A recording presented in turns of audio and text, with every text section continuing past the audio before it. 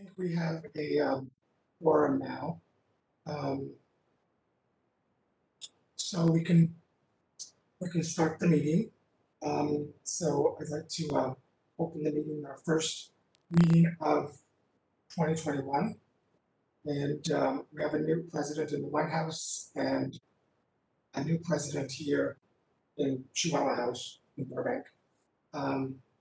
Thank you to all the board members and the staff for all the work that you've done. We survived 2020, and my thoughts and prayers go out to everyone that was affected adversely last year due to the pandemic. But we survived and things are looking good. This is going to be the no malarkey presidency for me. And we can start by calling roll call. Dr. Noland? She is absent at the moment. Ms. Bowler? Here. Dr. Bradbury is absent today. Ms. Laredo? Here. Ms. Prado? Here. Dr. Solicito? Here. Ms. Yanis? Here. Dr. Nunez? Here. We have a quorum. And welcome also to members of the audience. We're not going to do what we used to do with audio roll call for you, but we have our participant list. We can see who's here, and we're glad you're here. Thank you for coming. Thank you for all your support. Just a couple of rules. We will be continuing until end of business. Hopefully that'll be at a decent hour. We'll try to have a break at least every 90 minutes and a lunch break as well. The way Dr. Nunez, I apologize for interrupting you. This is the moderator. If you can get closer to the microphone so it can be a little bit louder. Okay. If you can't hear me too well, I can also maybe call in or speak louder. But the other thing I was going to say, I was watching Christy Pulowski run the meeting yesterday, and it looked a little bit confusing trying to look for raised hands on the participant list. So during the course of deliberation, if board members want to say anything, then just jump right in and don't shout over anyone else. But I think that might be easier than for me to look for and potentially overlook raised hands.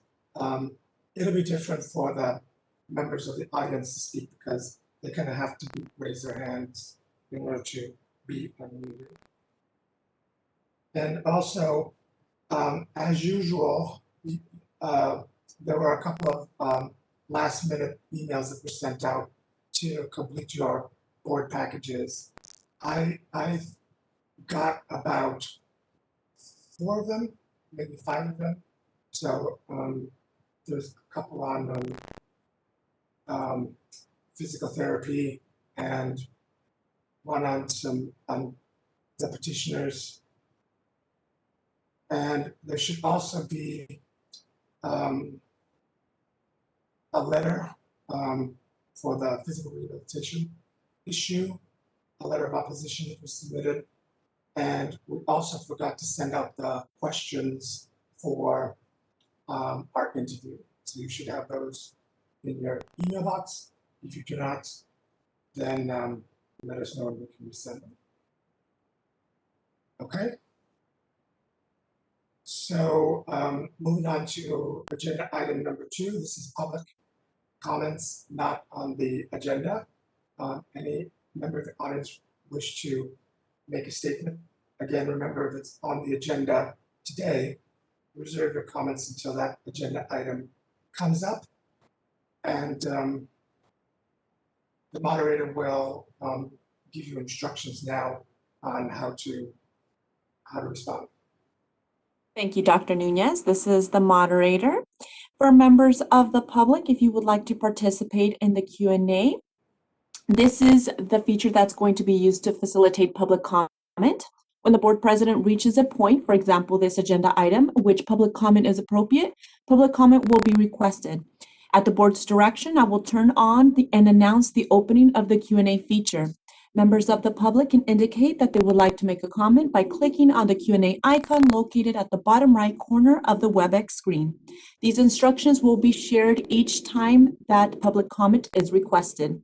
In the Ask field, typically in the lower right of the WebEx screen, members of the public who wish to make a comment, you can type in, "I would like to make a comment," and send it to all panelists. Any other communications will not be responded to. Members of the public, it is not necessary to identify yourselves in order to make a public comment. We will be taking the requests in order that they are received. We will call on you and we will unmute your microphone. Afterwards, you'll be muted and we'll be moving on to the next individual. Please note that the Q&A feature is only being used as a means for the members of the public to represent that they would like to make a verbal comment. Once unmuted, the members of the public may verbally state their comment.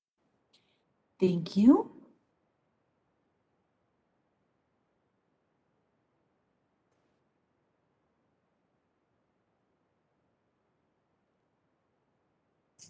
And Dr. Nunez, we have no request for comments. Would you like me to close the Q&A? Yes, please. Thank you. Okay.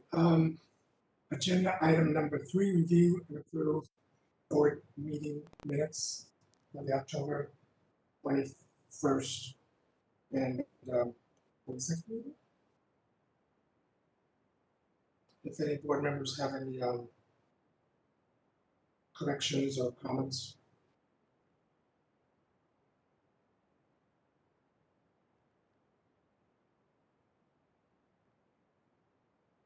I had one on page 5, agenda item 6, discussion and possible action on veterinary licensing examination.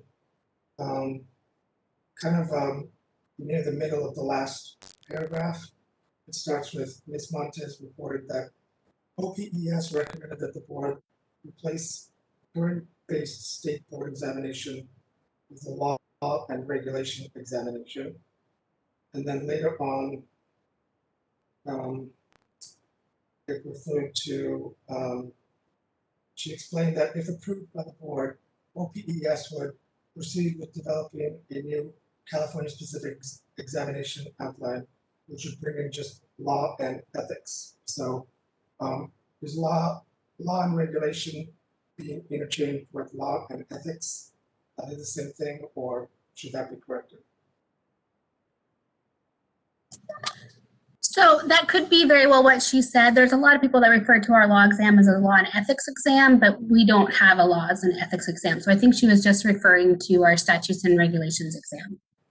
Okay. That's what I thought.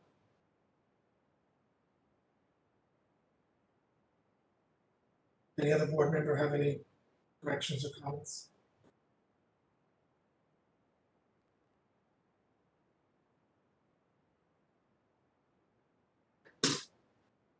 And by the way, I got a new tablet, the Remarkable 2 tablet, which is pretty spiffy. I like it a lot. It's helpful. All right. Any members of the audience have any comments, corrections on minutes? We can open up for that.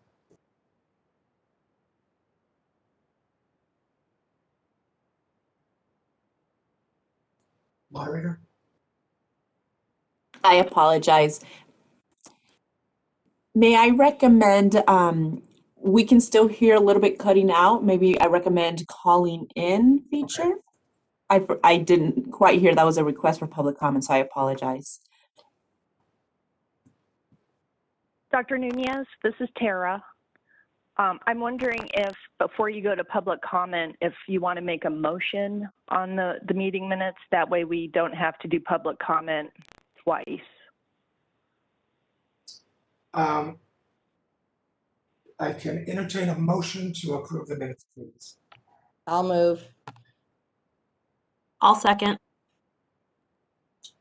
It's been motioned and seconded to approve the minutes. Now we can open it up and I'll figure out my audio.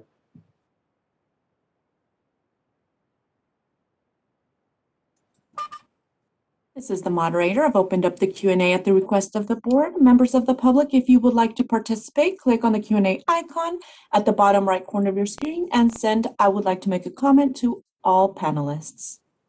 Thank you.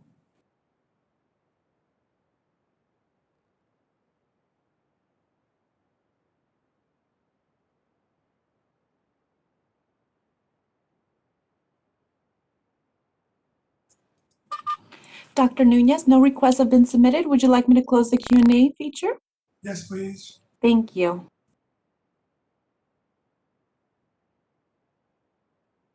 All right, I haven't figured out. Can you still hear me on my bad video?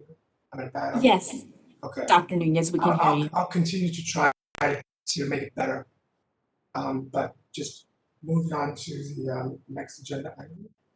Sorry, we have to call for the vote. Oh, sorry. The motion seconded. No other comments from the board. No comments received from the public. We can call a roll. The vote. Ms. Bowler? Aye. Ms. Laredo? Yes. Ms. Prado? Yes.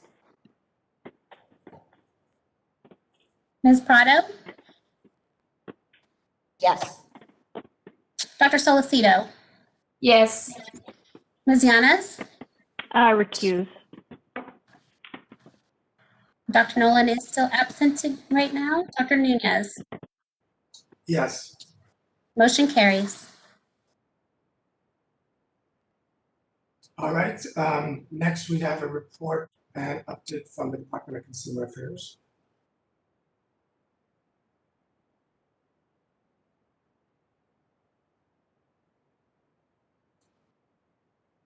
And I'm calling in right now. So if you can hear me, Consumer Affairs, do we have someone from the DCA to report? Yes, we have Carrie Holmes who's available to report. Moderator, would you mind promoting Carrie Holmes?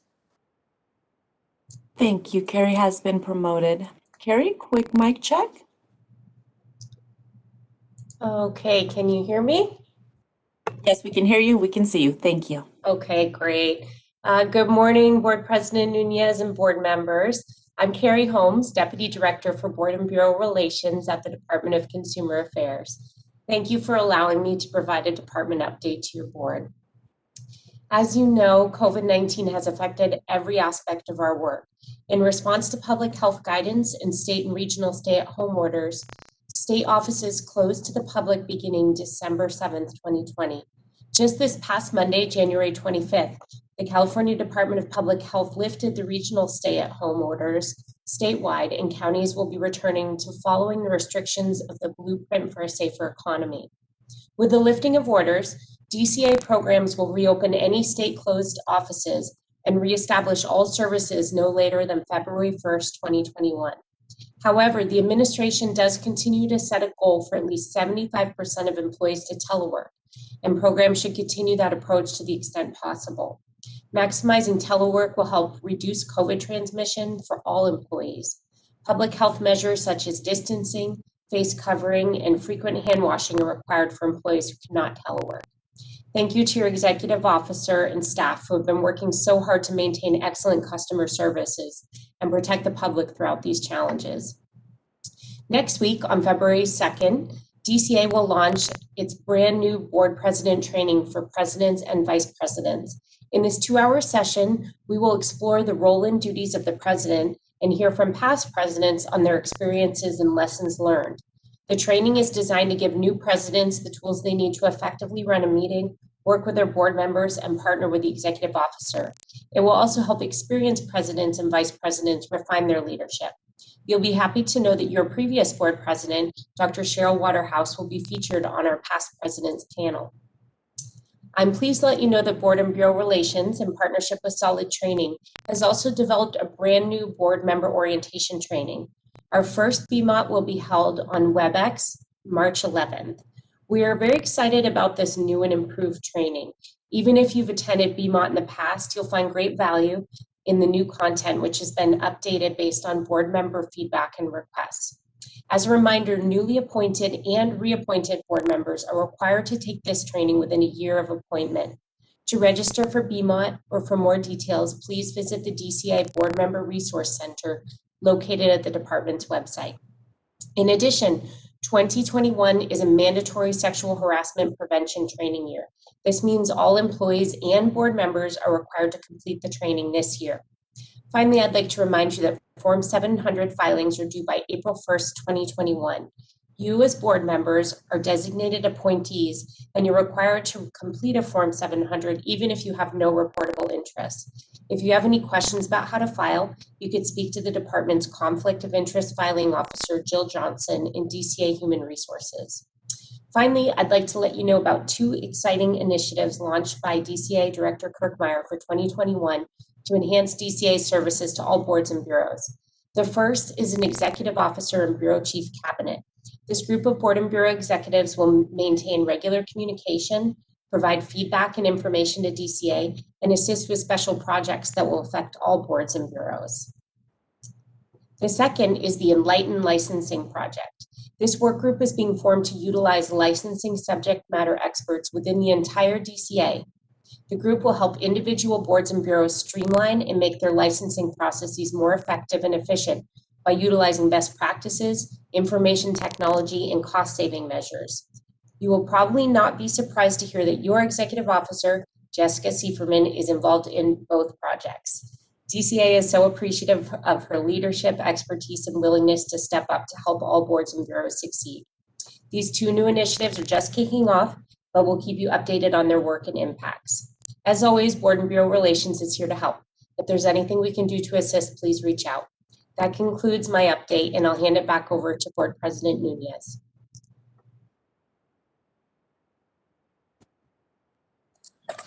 So it appears we're still having audio connections, but perhaps we can go ask if any of the members have any questions for Carrie.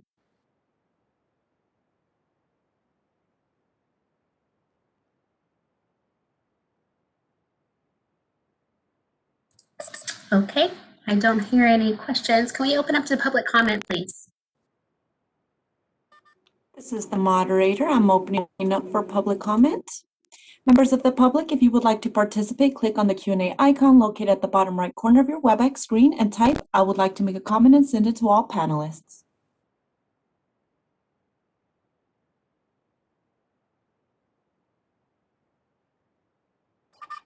No requests have been submitted. Would you like me to close the Q&A feature? Yes, please. Thank you. So Dr. Nunez was able to call in on his phone. Perhaps can we unmute his line? Yes, this is the moderator. I am going to unmute his line. Hi. Can you hear me now? Yes, we can hear you. Thank all right. you. Is that better? Can you hear me better? Yes, we can hear you. Okay. Hopefully it's better than before. It is. Okay. Very good. So the next item on the agenda is from our MDC committee chair, Christy Pawlowski. Good For morning. her report. So I believe you have before you the recommendation to withdraw the proposal to amend California Code of Regulations Title 16, Division 20, Article 4, Section 2035, the duties of a supervising veterinarian. These titles are so long. I believe we go through these. This was a lengthy discussion that we had, and it took quite a bit of time, and it was regarding RVTs and the job tasks that we can do. And we went through a lot. The committee had some discussions over what could we do, and the more we discussed it, we had a lot of wording issues, but by the time it got sent in, there were even more issues. So we have felt that it's best to withdraw this proposal. And so like the committee made that recommendation, and that is before you today. If anybody has any questions on this, I don't know that it needs any more explanation than what is in the memo.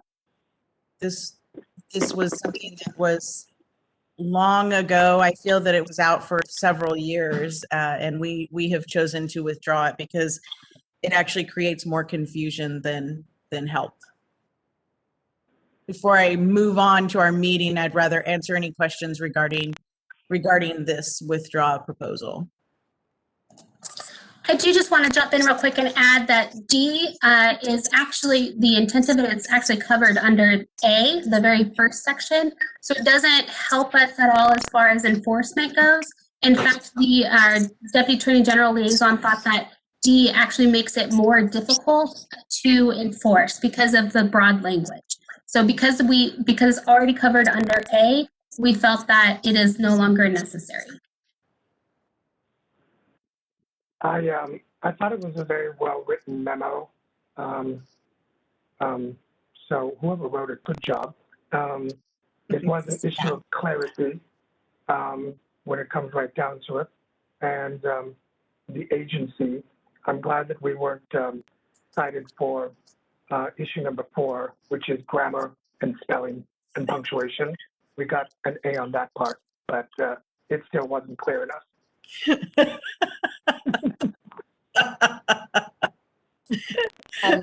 This is Kathy. I actually think this whole process shows that even though this is a long process always, the give and take back and forth is very important. The agency's concerns were correct, in terms of what the words meant, and then us going in and looking at that, clarified. And it sounds like from what Jessica said, there'd be no public harm and there's a little redundancy and confusion with subsection D. So I like the memo. It was very clear. And I recall the discussion before with this regulation when the agency kept saying, we got issues or we have questions. So I appreciate what the MDC did with this.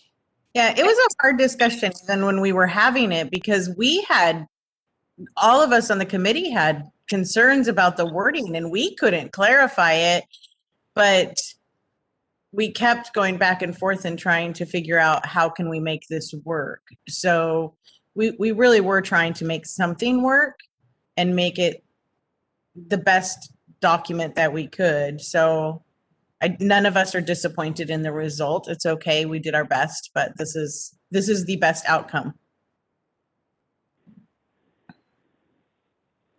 Do we raise our hands or just speak out? Yeah. I'll just speak out. I just want to. He said speak out because of what happened yesterday. I couldn't see everybody. So. Okay. I just joined. I apologize for being late. Inclement weather has been challenging us down here as well. I would be interested in actually making a motion to withdraw this previously approved rulemaking package. Is that timely, or do you want me to wait? So then we can have our discussion after that. I think we can do it now. Okay, so could I make a motion to withdraw the previously approved rulemaking package amending the CCR Title 16, Section 2035, duties of a supervising veterinarian, as the proposed amendments are not necessary for consumer protection? Do I have to say more? You're very welcome to, yes. Okay, well, I make that motion. I'll second. We have a motion and a second. Any further comments from the board members? And again, you don't have to raise your hand. Just speak out. Hearing none, we can open it up to members of the audience. Moderator. Thank you. This is the moderator. I've opened up the Q&A at the request of the board. Members of the public, if you would like to make a comment, click on the Q&A icon located at the bottom right corner of your WebEx screen and type "I would like to make a comment" in the Ask field and send it to all panelists.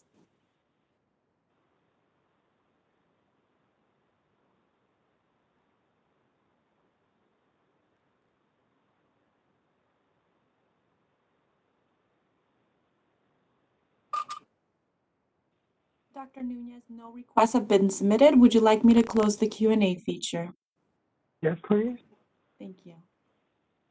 Okay, the motion before us is to withdraw the proposed amendment to California Code of Regulations, CCR Title 16, Division 20, Article 4, Section 2035, duties of a supervising veterinarian.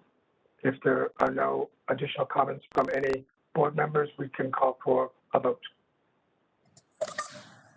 Ms. Bowler, Aye. Ms. Laredo, Yes. Ms. Prado, Yes. Dr. Salcedo, Yes for me.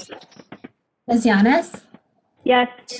Dr. Noland, Yes. Dr. Nunez. Yes. Motion carries. All right. Christy, if you'd like to continue with your report. Thank you very much. So yesterday was a very productive meeting, I'm happy to say. So I'm going to start and I'll review each topic and then kind of pause in case you have any questions about each thing. So I'm going to start with the RVT Foreign Graduate Review Program. We had a very detailed presentation from Ms. Nancy Gritman of PAVE for Veterinary Technician Committee, Aavsb, who I believe is on today.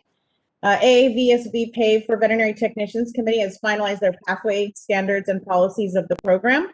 They hope to have California participate. They evaluate the education equivalence of international veterinary technician graduates to ensure qualifications and experience are equivalent to AVMA, CVTA, and CVMA, which is the Canadian Veterinary Medical Association, accredited programs. They review required documentations, including official transcripts, content, education, and identify any gaps in the curriculum. Aavsb will send PAVE for veterinary technicians a certificate upon completion of reviewing all these documents. It's expected to launch, they said this year, which is we would be participating and being able to do this January 2022. So MDC recommends moving forward with the Aavsb PAVE for Veterinary Technicians program as proof of equivalent education. We will be submitting to the board for approval a legislative proposal for 4841.5. I'm sure you can, when we open this up to public comment, Ms. Nancy Gritman can comment on any of this, but do you have any questions regarding the RVT program from Aavsb at this point? I think it's great.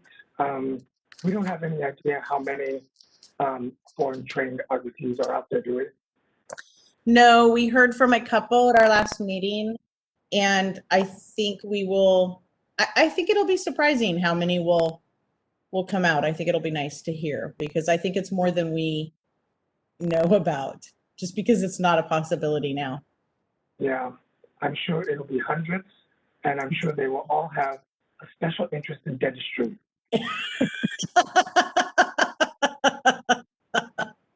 I have a question with regards to the RVTs. Would this also be open to veterinary foreign graduates? Because usually that's how we see veterinarians from other countries working as RVTs and getting their RVT licenses here. Would they be able to be included in the equivalency portion of it? So Aavsb already has a PAVE program for veterinarians, and so that's already in existence. This is creating the pathway for RVTs. No, what I'm saying is that for a foreign graduate to work as a veterinarian, I understand that there is that equivalency. But as a foreign graduate veterinarian trying to get an RVT license because they haven't passed the veterinary boards. So I would assume, and maybe Ms. Gritman could answer this question better. If they were to submit all of their documentation about their education, and if their skills and their education meet the curriculum requirements of an RVT, then they would qualify. I don't know that I can answer that, but that would be my assumption from the presentation that she did and the information that we were given. If they had the essential skills that are required and the curriculum didn't have any gaps, then I don't know if that would work. I don't know if they've looked at the veterinarian part of it. Christy, I believe you're correct, but maybe, moderator, if you wouldn't mind unmuting Nancy Gritman just to confirm. But if they have the foreign graduate education, I would assume that they would do the similar assessment. So there's no official or certificate for an RVT program that will be required. Basically, that's what I'm, trying to establish. They're going to have to show all of the qualifications. They're going to have to show all of the essential skills, and so that they are going to they're going to have to show the same qualifications and curriculum. That's a good question. For example, I have a veterinarian that went to school in South Africa, working at a hospital as a veterinary assistant. But and he says he does not want to go through the pathway to become a DVM. But if there's a way for him to get an RVT license, he'd be interested in that. So, is Nancy unmuted?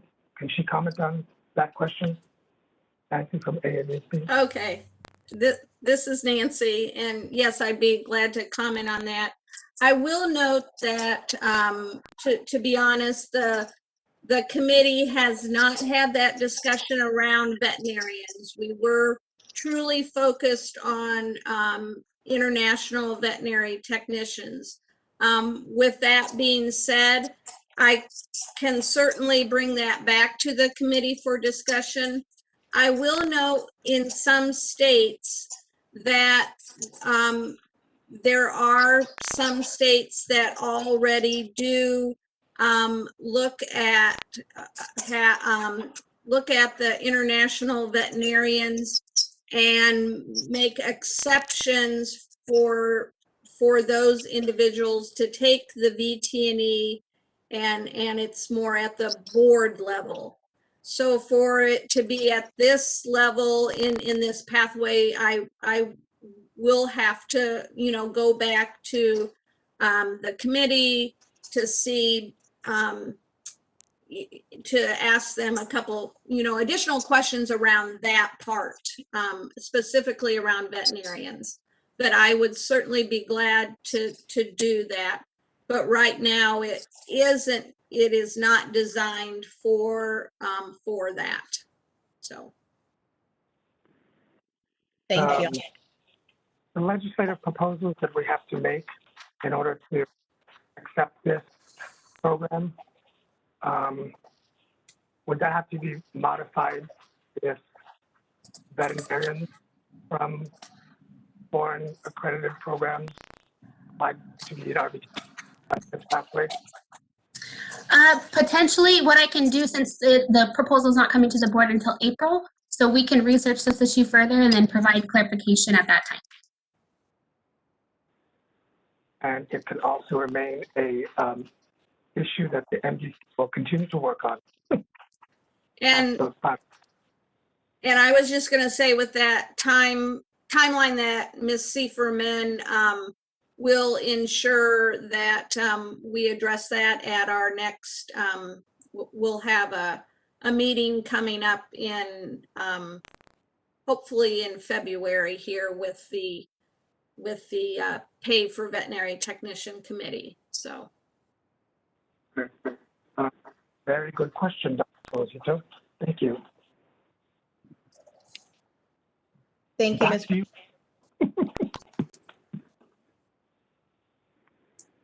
Okay. So my next topic was premises registration fees. The subcommittee has tried multiple methods of gathering data in order to determine if a tiered approach to premises registration fees would be a viable option to offsetting the revenue generated by the RVT fee increase. It has been understood that raising the full $1 million generated by the RVT fee increase was unlikely. However, the subcommittee, as well as the MDC, attempted to review ways of generating the most revenue. After attempting a survey, online research, discussing a phone tree, the MDC has determined more information is required. In order to gather more information, we will require the board to pursue a regulatory, we will ask the board to require the board to pursue a regulatory amendment through the rulemaking process, which we know takes time.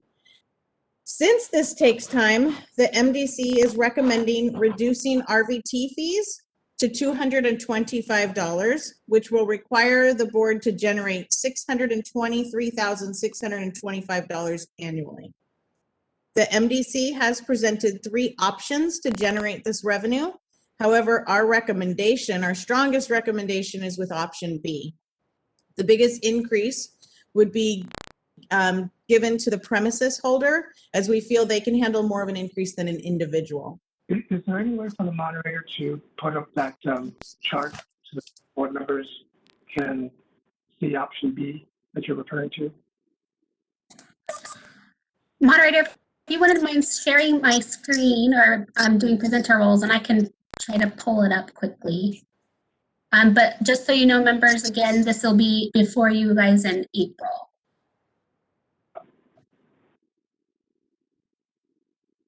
Okay, 1 second. Just so they can mull it over by the time they're ready to vote on it. Right, there we go. You guys should be seeing it.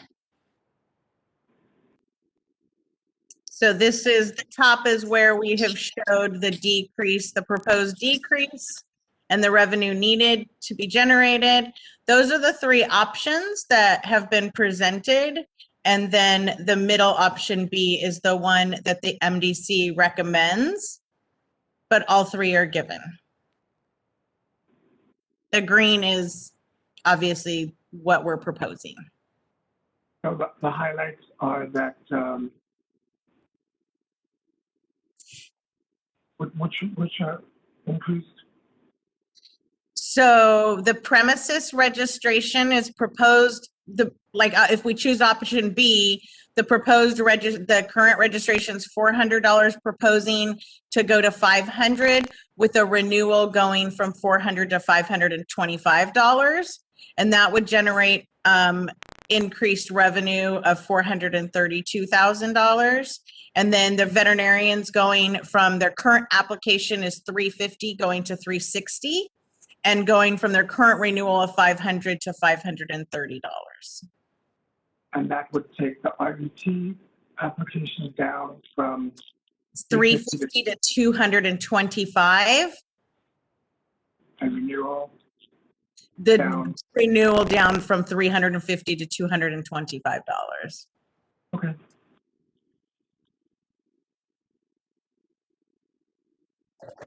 Christy? This is Yes. Kathy.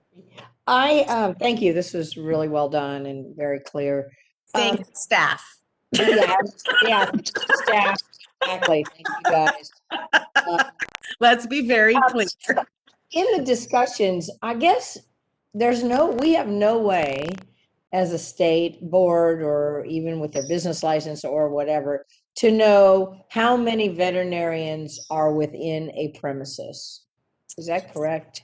Correct, which is the information that we would like to gather, and that's the rulemaking that we would like to gather and that we're asking for. So we would like to add on our premises renewal, ask how many full-time equivalent doctors they have in their practice. So we would like, but in order to do that, we have to put it in a rulemaking packet. So we have to be able, so that's the process that we're saying takes a long time. but we would like to add that to the renewal, the premises renewal.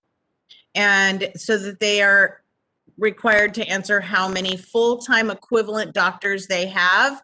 When we start gathering this information, which won't happen until next year, well, it's 2 years, because by the time we get it into rulemaking, by the time we start asking the questions, but when we start doing that, then we can start with a tiered premises registration so that a single doctor will not be paying as much as a 10 or 15 doctor practice.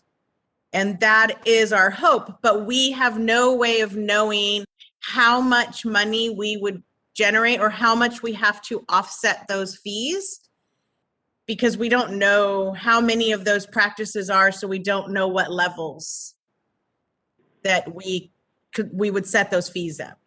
Right, so this is more of a stopgap, intermediate situation here. Yeah, to take the fees on the RVTs and make up for that income with some basic overall Yes. expenses. This is a fix to decrease RVT fees while we gather information. Are you implying that this isn't going to be temporary, it's going to be permanent when we go for option B? So even if you do proceed the premise tier permit, potentially that would further decrease RVT fees? And is there an ultimate goal for the RVT fees? The ultimate goal is to be able to gather more information in hopes of raising money further by getting the tiered premises permits. Right, but is there a goal for the RVT fee that you're shooting for? If now you reduce it to 225? We would like to reduce it more if that's possible. We won't know until we have information gathered. Okay. Yeah, I'm gonna echo what I said yesterday, and Christy already heard this, so she can cover her ears. I'm still not happy with it, but she's right. This is a temporary reduction until we can get some more action, because to remind everybody, the fees went from $150 to $350, or it was $160, something like that. So apologies to everybody who got caught in that renewal period of $350, but things take time. So this is kind of a quick solution until we can do better. So maybe the goal is 150 where it started, maybe. That Or would less. be, that would be our hope. I mean, that's our hope, and that's what if we can generate enough fees from the premises registration, but we have to also remember that by the time this happens, it's going to be 3 years, potentially. I can't say what situations are going to happen with the Veterinary Medical Board in 3 years. So that's the goal, but the goal is, how do we reduce RVT fees? Yeah, and for those RVTs that have to pay the higher fee in those 3 years, we'll arrange a stimulus check for them, right? That'll offset that. I second Dr. Nunez's motion. So can I ask a couple of questions? And mainly, I think it's from Jessica. Jessica, are there any other places in the budget that you foresee we can actually have some cost savings so we don't have to shift the burden directly onto other licensees?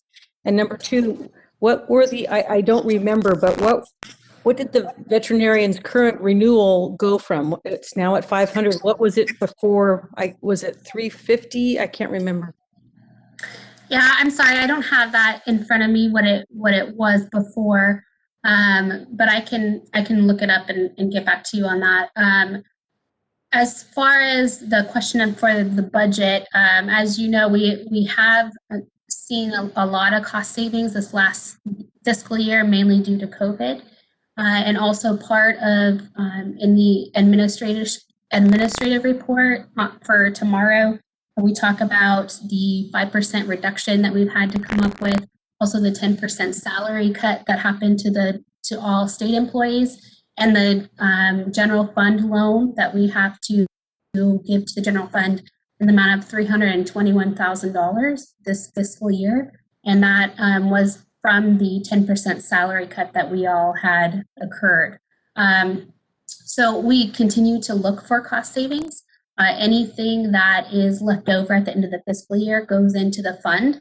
And so we are constantly monitoring that and trying to support the fund as much as possible. But we're trying with everything that we have to reduce costs. But so that answer is a no. I think that was a long way to say you don't see any other avenues that might help us in the next year or two to do something other than burden other licensees. Not at this time. We are still looking at it on a regular basis, and we will continue to bring any cost savings to the board and update all of you. Okay, which is what my concern is. I really would hate to have us select this option and then 6 months or a year from now end up with a surplus. And it would look, I know that's hard to predict, but it would be nice to avoid that. So we do monitor it on a regular basis, and if it does look like we are having a surplus, because I believe our cap is 10 months in reserve, and if it is going above that, then we would reduce fees. The budgetary questions are a very sensitive issue, Jessica. And then Timothy will probably touch on it in his licensing report later tomorrow, but has there been a decrease in RVT applications or renewals because of the increased fee? We haven't seen any evidence that there's been a decrease in the issuance of RVTs due to the fee increase. Okay. So one other question. I know it's really hard to anticipate this, but if we are successful in eliminating the California State Board exam, I would guess that we are assuming we might have an influx. We're hoping we'll have an influx of more veterinarians. That's the idea, is to increase access. Is there any way to, I know the answer to this, but I'm just going to say it out loud anyway. Can we anticipate anything in that regard, or is there a way we could start out a little more conservatively? In other words, taking care of, let's say, 80% of the RVT reduction costs, and then reassess this in 6 months or a year? So a few things. With the examination going away, that obviously would reduce revenue that we are generated. But the cost to administer the exam, at the end of the day, it would be a wash. But that cost includes the time for staff to approve eligibility for that exam. Although that's going away, we reallocated staff to other things in licensing that we weren't doing. And so there would probably be a little bit of a decrease in revenue, but it could be offset with the increase of veterinarian applications that we get. It's hard to predict what that's going to look like, but what I can say is we will closely monitor it, and if it does look like we will need, if we are collecting too much revenue, then we would be able to reduce the fees. We did see, I think, an increase in RVT applicants after the state board was eliminated.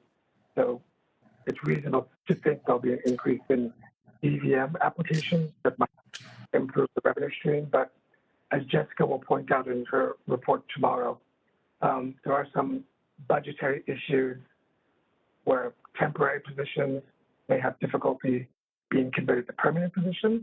So a surplus would be very welcomed and hopefully can accomplish a lot of things, not just reducing fees, but continuing with programs we've already started. Yeah, I'd love to see some of our programs get back to baseline after all these reductions.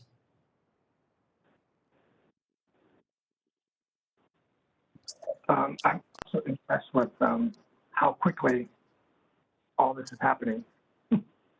everything's happening so quickly now with foreign graduates for RVT programs and fee increases and so forth. Okay. So I know. I'm sorry, one more question for Mhm. Jessica. I apologize. But it looks like to me the options that are being proposed increase the renewal fees more aggressively than the actual application and current license, the first initial license.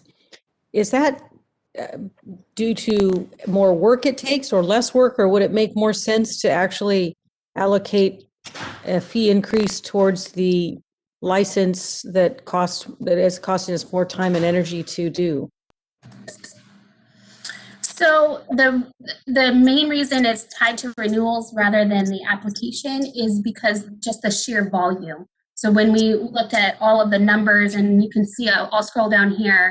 So this is a chart that shows with every increase here, what revenue would generate. And so you could raise it up to even if 560, and it's not going to generate nearly enough as the renewals would. I understand that. So it's easier to just do the renewals because it's fast and easy. But philosophically, it seems like it would be, even though it doesn't generate very much money, it would be easier to swallow if it wasn't just the renewals that were taking the whole burden. I know it would be, not a significant increase in the numbers, but it still sits better with me, at least, that it would be spread out over the applications and the initial. Right. So in option B, what the MDC is recommending is that you do an increase to both the applications for premises and for veterinarians, and also an increase to the renewals.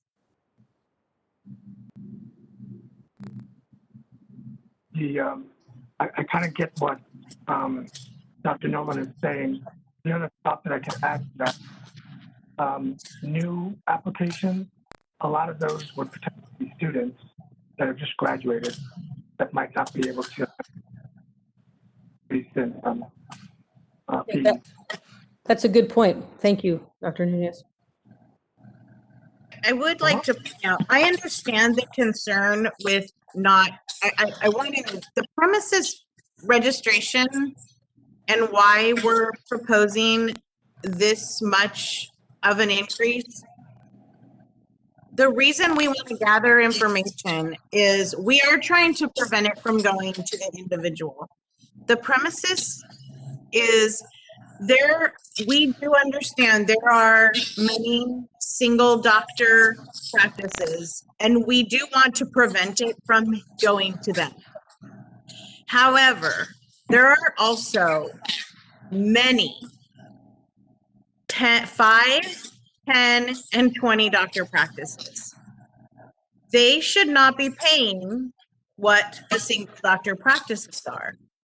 So we need a way to be offsetting. And right now, we don't have that way. There is no reason that a 10 doctor practice should pay what a single doctor practice should pay. And we have no way of knowing. We have no way of finding that out. This is why we need the rulemaking packet. This is why we need to go forward with this. For a 10 doctor practice, even a 5 doctor practice, $525 a year should not be something that they have an issue with to be able to keep their business open. But I would add, Christy, that a lot of those large practices also cover the renewal fees for their veterinarians. So yes, I get it. I do. I get it. And I pay for my RVCs as well. So all of these encompass, and that's something we talked about. Everything up there is going to cover it. I have 18 RVTs, so I get it. It affects me every bit. So I totally understand. But so I look at this as a way, and that's something we talked about. Whatever happens is we're paying for it. In the bigger practices, they're probably going to pay, no matter what we do, they're paying all the fees. but it should be equivalent for that single doctor practice who does the same thing, but isn't generating as much revenue.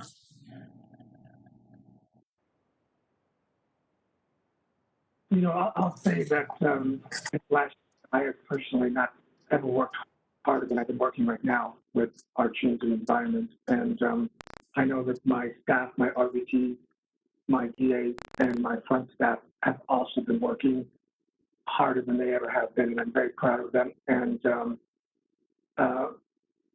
the reality is that they don't get paid as much as I do, and anything that I can do to support that, I'm willing to do so. So Christy, could you explain why the MDC liked option B the most? And because I'm leaning toward option A actually, but. When we felt it was, and we're open to suggestions. We're very open because we were looking at putting the bigger burden on the premises, but I'm not going to say we didn't like A. I'm not. It was, but B looked calming. So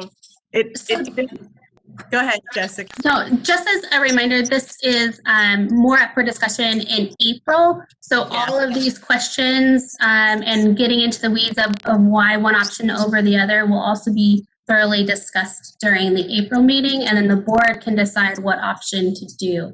When it comes to option A, and Christy, correct me if I'm wrong, but I think the concern was the likelihood of that big of a jump to any one registration, because it goes from $400 to $550 for the registration when we just raised all of our fees, and so I think that was a concern as well. But Christy can add to that if.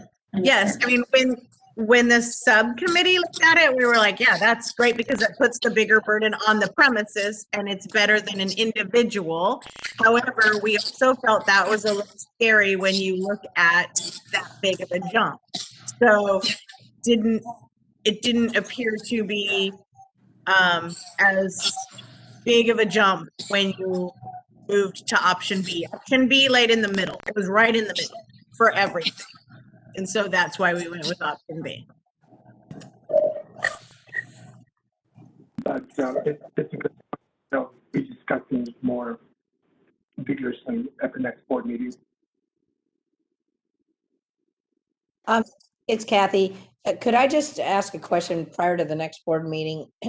If maybe I had the one question I had is, seems like renewals take less time staff-wise, resources than an initial application. So I was wondering why renewals went up on the veterinarians in your B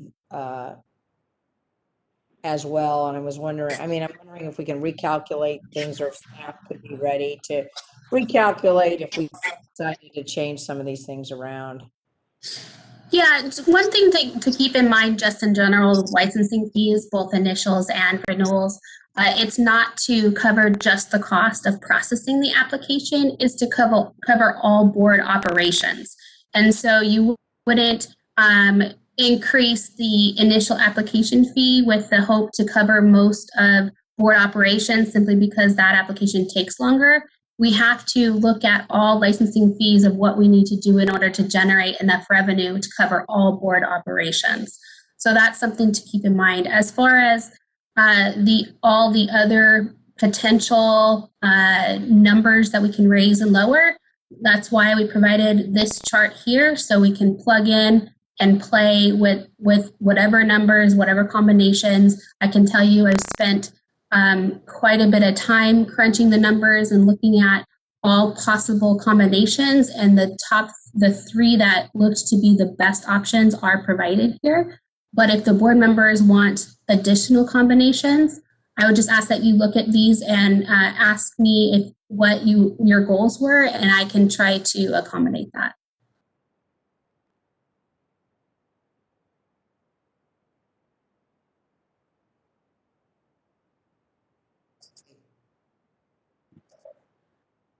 Okay.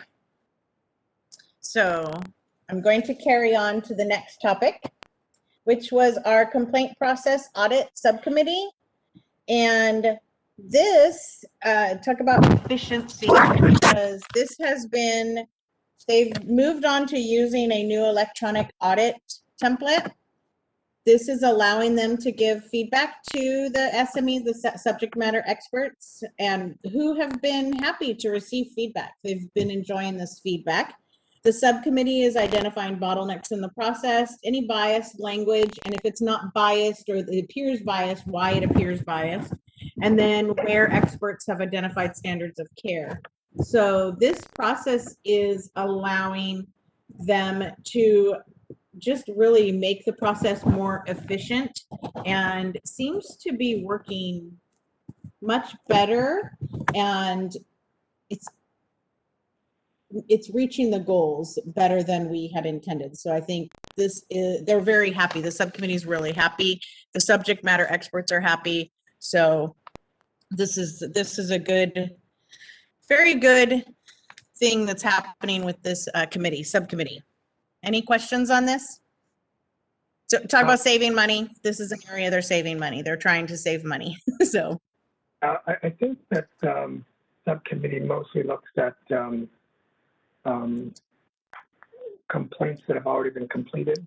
So you might not know the answer to the question, and it might be covered later on. But do you know if there's been any increase in complaints because of the curbside services and clients getting frustrated and wanting to take their frustration out somewhere? I cannot answer that question. Because, I mean, interestingly, when I went on Yelp not too long ago, there was a little pop-up thing that says, essentially, before you write your complaint, take into consideration these are trying times, which is a good point.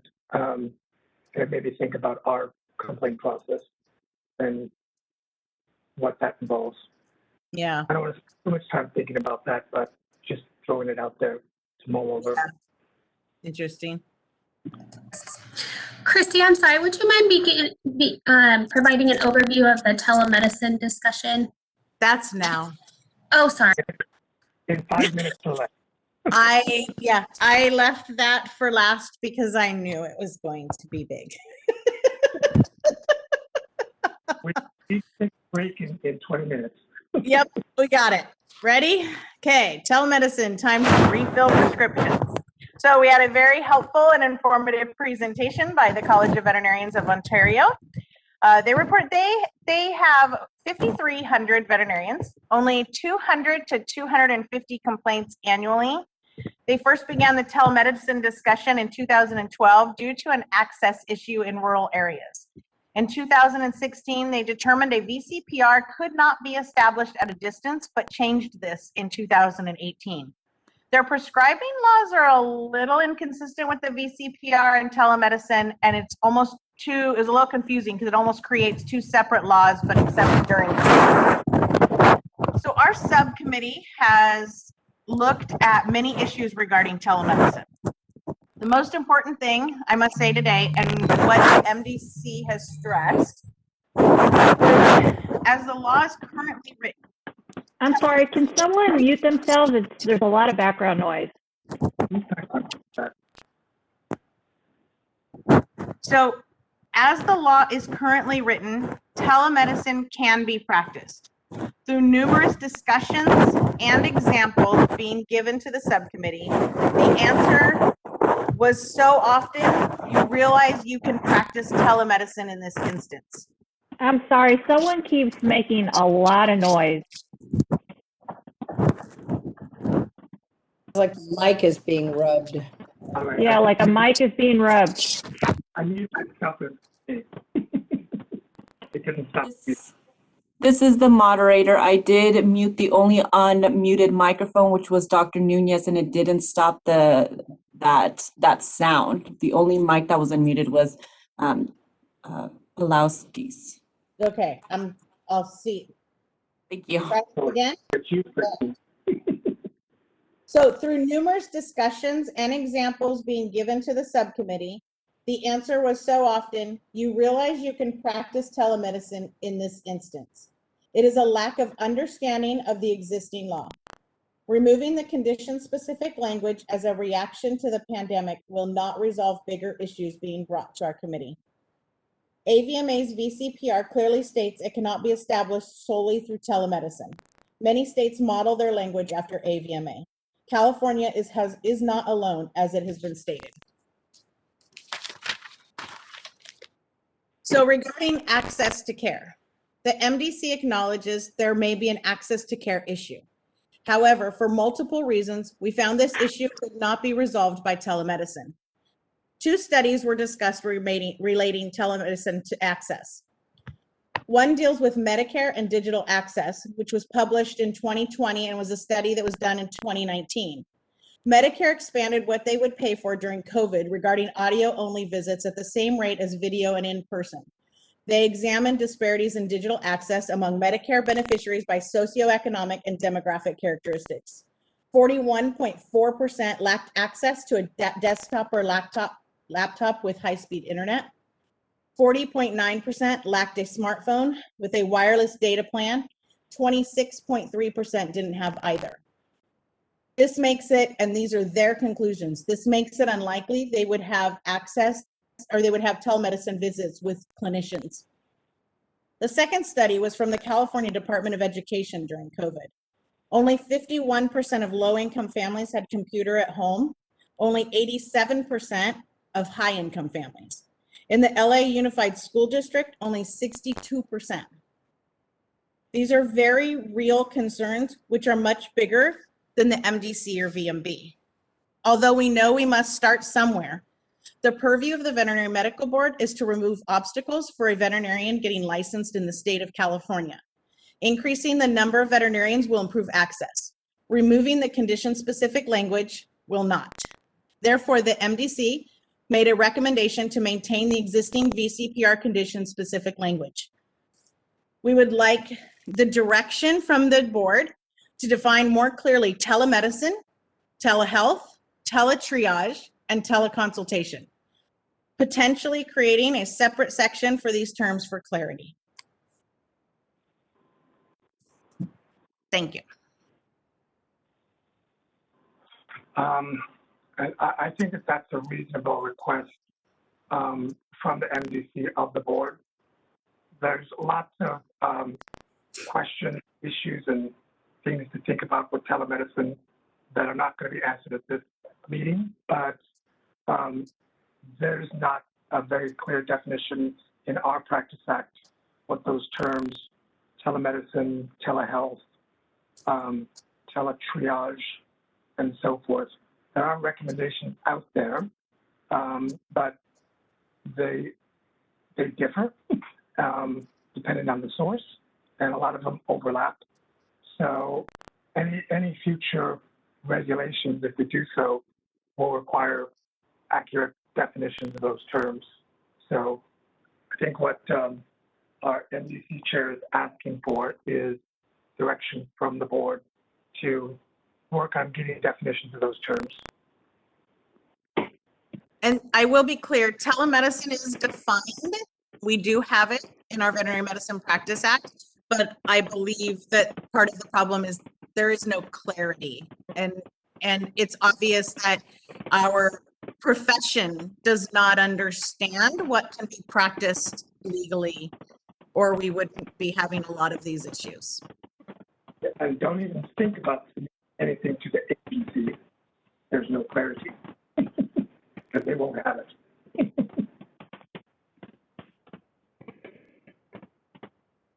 Can I ask a question? Are we opening this up? Yep.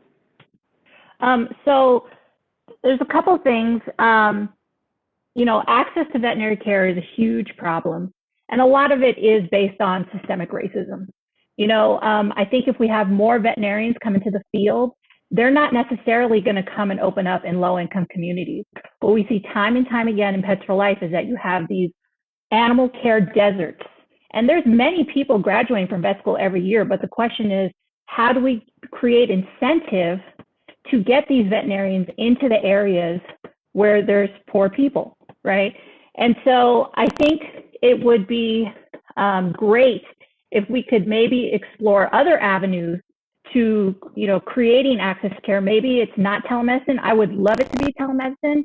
And maybe it's like you're talking about all those different definitions, teletriage, teleconsultations, maybe it's really breaking down telemedicine so that there is more things that we could do. So for example, if there was more teleconsultations, Pets for Life would probably go door to door and set up a laptop for our clients to call in to our vet so that we wouldn't have to drive them in. That would save us a lot of time, a lot of money.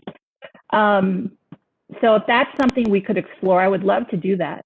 But I don't know quite how it would work with MDC. Do we have to ask them to explore that, or how would that work? Well, teleconsultation just generally is a doctor to doctor. It's not, okay. That's not a word that we would just a basic, and I'm not going to, that's usually generally how that is defined. It's not defined here in California, but that's one of the reasons that we need to talk about this. So it's teleconsultation is usually a doctor to doctor thing, and that came up because of the CVO presentation. I would say that I do agree with the point that Alana made, and we'll see more examples of that in the presentation to come. The other issue to consider is our jurisdiction. Our company is regulating the practice of veterinary medicine. And whether or not that jurisdiction applies to increasing accessibility, it has to be thought out carefully. I think if we are addressing that at some point with decreasing barriers to licensure, so getting more veterinarians licensed here in California and more RVTs, I think that will help. But I think our jurisdiction may not allow us to do all the good work that needs to be done.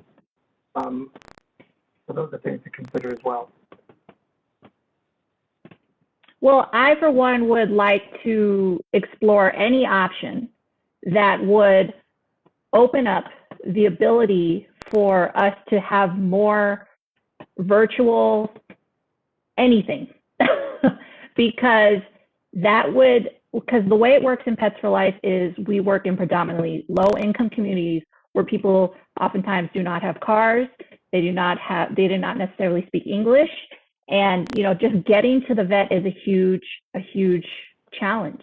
And so if there is any portion of telemedicine that we can open up so that we can create more access for our clients, just to have, and if the vet sees the animal via Skype or via Zoom and is like, I really need to see this animal in person, we would then transport the animal in. But the fact that we can't even set up the Bcpr online or via Zoom or whatever, it just makes it really hard. And it would save thousands of dollars in transportation costs, probably hundreds of thousands of dollars. We probably, wouldn't have had to purchase such a large vehicle to transport all these animals to the vet, because there is just, I work in 6 zip codes, and we just got a 3rd vet in one of the zip codes. I mean, there is no vets. And in other areas of Pets for Life, they have to travel hours to get to a vet. So it really is a problem. And I think that's the biggest thing that we are stressing, though, is that same issue of our vets, that happens in everyday. I can tell you that you walk into a veterinary hospital now, and most of them are trying to hire. Most of them have tried to hire. This is not just in a socioeconomic, a low income, rural area. This is Dr. Sullivan presented that he has tried, they are tried to hire 2 veterinarians for the last 6 months, and they can't find one. And I think that that is the situation for most veterinarians when you talk to them. So this is not just in those areas, this is everywhere. So as a governing body and as in a consumer protection agency, our role is to find a way to get more veterinarians licensed. We can't say, oh, you have to go practice here or you have to go do this. Our role is to say, you have, we want to make sure that we get more veterinarians licensed so there's more veterinarians out there to provide the care. Then, but we can create incentives. There's incentives for lawyers to go and practice in low income clients. There's incentives for dental students to go practice for inner city medical programs, and they get loans forgiven. I don't think veterinarians I don't think those any type of programs like that exist for veterinarians, is there? Yeah, actually there is on a federal level, there is, Alana. On a federal level, your student can apply for a loan forgiveness program, but they have to go into a county or area that has a paucity of veterinarians. In other words, there's a lot of counties in the whole country that have 0 veterinarians. So they have to sign up to go practice in that area. They get, I think it's 25% of their loan is forgiven every year. So it's a 4-year program, but they don't have a lot of money in that program. Last I checked, it had about $5 million a year. So I think we need to, I agree with you. I think those are really great options, and it can be expanded into practices in low income areas as well as practice areas that have no veterinarian whatsoever. Can we create that on a state level in addition to a federal level? I don't know. Yeah, I think this is Kathy. I think a lot of this, what Alana's suggesting are great suggestions, but I think it has, I don't think it's from the board. I think it's the legislature. So can we recommend to the legislature that that's something we would like to explore? I think that's. Can I say something? Yeah. This is Maria Felicito. Yeah, Dr. Nunez, if I could just have a few minutes. So I really recognize exactly what Alana is saying. However, I really just wanted to make sure that I understand that what we're trying to discuss here is with regards to the whole telemedicine thing. And what I recognize here is that beyond establishing definitions, making clarity as to what can be done with the use of technology, what you call is connecting that to our practice of medicine, I think that requires a lot of conversation as to how the profession is going to be comfortable in adapting to the use of technology, right, in our practice of medicine. So what I would say is that I hope that this is something that there is going to be probably a task force that could explore further, not just limiting ourselves to the definitions of the current words that we have, but also what are the next steps. Maybe there would be layers that if there is going to be a tele triage happening, there is a subsequent recommendations of actions so that it's something that is within the standard of practice of medicine. So those are just my thoughts of balancing, because I feel like sometimes we can get tunnel vision into what can and cannot be, with overlooking the facts that there may be some things that are underlying that can be addressed as well.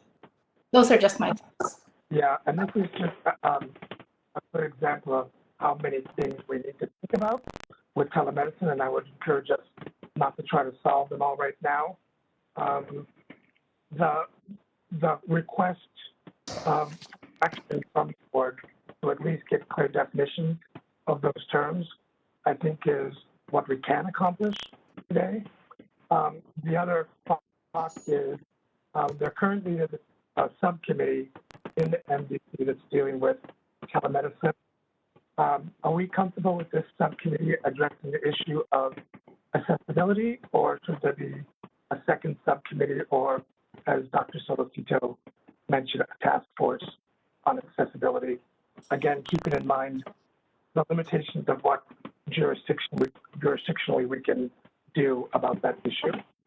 So those 2 points, do we need a motion for direction, or can we just direct committee?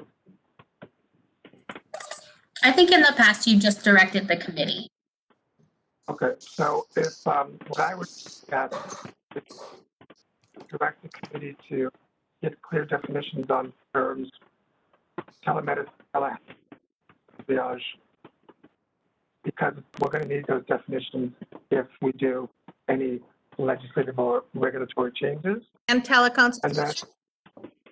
And teleconference, all those, anything that begins with tele, telephone, Teletubbies, everything like that.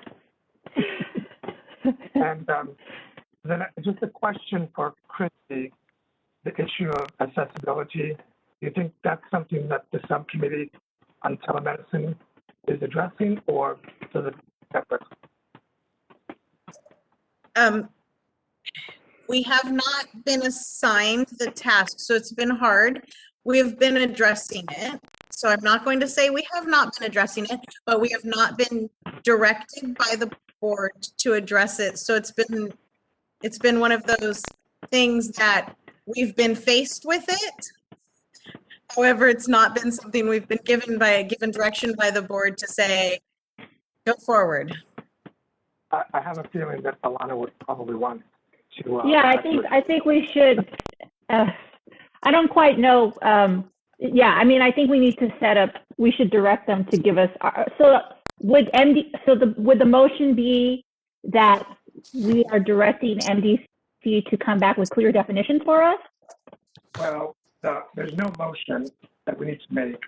I Okay. think one would be to provide the definition of those terms, and the other direction or query is to ask if, well, do we need to direct them to specifically address accessibility within their telemedicine subcommittee, or as a new subcommittee? I think that we can have the MDC chair decide that, as long as it's being discussed. Well, they go hand in hand, so I think it's fine. Christy, can I jump in for a second too? I just wanted to add, we had a very similar discussion when we were tackling the issue of shelter medicine access. And there's so much, it is an issue, we all agree with that, but it is outside the purview of the board. We just don't have the authority to do these things. So maybe we need some different sort of action. Not that the subcommittee couldn't come up with something, but again, we don't have any control over federal loans or the state programs. So maybe we could reach out to someone outside the board, an organization, something, because it's an issue for shelter medicine. It's an issue for access, and not just low income, but any income. And I can tell you, I grew up in a very low income area, and my goal was to not go back and work there once I had graduated. So you have to have some sort of incentives. And there's just more than the board can do. So who can we reach out to that could help with this? Thank you, Jennifer, because that's actually my question. Is we just had this discussion, but yet it's not in the board's purview. And I understand, I am not denying there's an access issue, and that's what I said in my presentation of our meeting, but it's not, this is not an issue that the board can tackle. Again, the board's responsibility is to make it available to get veterinarians licensed and RVTs licensed. That does not mean that we can increase accessibility and make them go work somewhere. So I don't know. This is Diana. If I could just jump in really quick. So I hear that as a board member, we're also here to protect the consumer. And a huge population of our consumer is those that, and part of protecting the consumer is being able to provide access to veterinary care. And so while it's nice that the MDC can acknowledge there may be an access to care issue, it's not that there may be, there is. There is. And while there's the fact that, this isn't an issue that just only affects low-income communities or that there's a socioeconomic impact. There is a disparate impact to those that are low income. It's something we can't ignore. Those that are low income are more disproportionately affected in being able to access veterinary care. And part of our job, I feel, as a board, to protect the consumer is to ensure access to veterinary care. And so I think this is something that it's great that we've been discussing. The fact that we realize we can practice telemedicine and that we're doing that right now, but then to say at the same time that the remaining restrictions won't fix this doesn't seem to jive, because that it doesn't make sense. And I think that's why we're having these discussions, to be able to further define all the further tellas. But in doing so, we can't ignore and we can't pretend that low-income populations are being affected disproportionately. This is what's going on. This is what's been going on since the beginning of this nation, and we can no longer ignore that. And part of our job is to be able to address that and not just be able to put our hands back and be like, well, our only job is to make sure that we get veterinaries licensed. Our job is also to protect the consumer. And that consumer is low-income individuals. And that consumer is people of color that are being disproportionately affected. And it is incumbent on us to be able to form some type of other further subcommittee. And so I would love the opportunity, if perhaps if it's even in the next board agenda meeting, to actually set aside time in regards to access to care, and if even possible amongst ourselves, having a subcommittee to just discuss this further, to flesh out these things that have come further into light as we've seen last year. And now it is an opportunity for us to be able to be on the forefront of addressing these issues as a board, as one of the many boards here in the state of California. Okay. And I would just wait. I got to add one more thing, because it dovetails to what Diane just said, is that what we often find too is the one vet that is in one of these low-income communities, oftentimes they're on probation. They're not necessarily receiving adequate veterinary care. The two veterinarians that are in the Pets for Life service area were both on probation for really poor service. But the reason they are getting away with poor service for years and years and years before they got on probation is because they are serving a population that doesn't speak English, that doesn't have a lot of education, that is oftentimes very disenfranchised, and they don't even know what they don't know, so they don't even know how to make a complaint to the veterinary medical board that this doctor is, providing bad care to multiple animals and overly charging them. So, there is one or two, but it's not even great care that they're getting. So I really think, to speak to Diane's point, we really need to find a way to get quality care to these consumers, because they deserve quality care as well. Yeah, and I think it's just have to say that I think Christy knows the issues that the board would like for the MDC to address. It's a big issue. I'm not dismissing any part of it. I wholeheartedly agree that social, economic, and racial issues are part of this discussion. But since we don't really need a motion, I'm comfortable with having Christy would have taken good notes by now and knows exactly what we would like the MDC to address. And I'd probably like to close this part of the discussion for that right now. And our new president has made the point that these issues are very real, need to be addressed. So even though we may not be able to do anything legislatively or regulatorily, we do have a bully pulpit, and letters and calls would have a tremendous influence on making changes that need to be done. So I think that's your last point on your presentation, Christy. Is that correct? Dr. Nunez, can I just say one thing? For the definition of the term, can we please make sure that defining access to care appropriately? I feel like that's not being established. You broke what access to care. She wanted a definition of access to care, and that would be something that we would address. Accessibility would encompass, what does accessibility mean? What is our role in accessibility? We would be talking to legal counsel and how can we address this and what can we do and how can we make this happen? We would be addressing all of that. It wouldn't just, yeah, absolutely. Now that we have the authority of the board, that means we can fully move forward with this. Thank you. Thank you, Christy.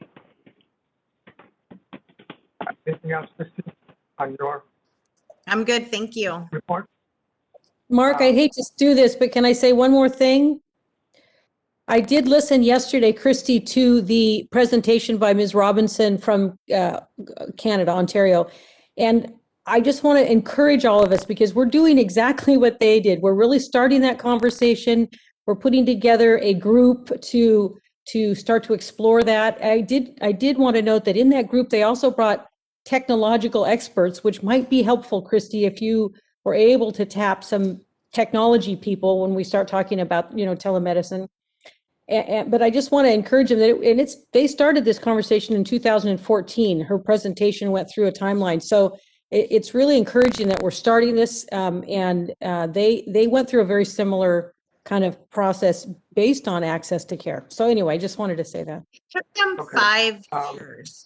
It took them 5 years to get to a position. So I don't, and we've had conversations in that we are moving very quickly through issues, a lot quicker than MDC has ever moved through issues. So I do not want anybody to think it's going to take us 5 years. We'll be long past computers by then.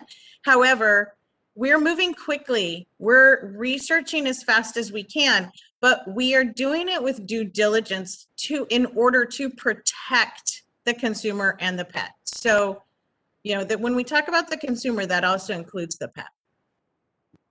Okay, so Christy, will you please get the work done for us? Would you please try? And before we go to break, I assume that's the end of your report. Do we need to open up for public? Yes. Okay, moderator, can we do so, please? Thank you. This is the moderator. I'm opening up the Q&A at the request of the board. Members of the public, if you would like to make a comment, please click on the Q&A. And sorry, let me change the slide here.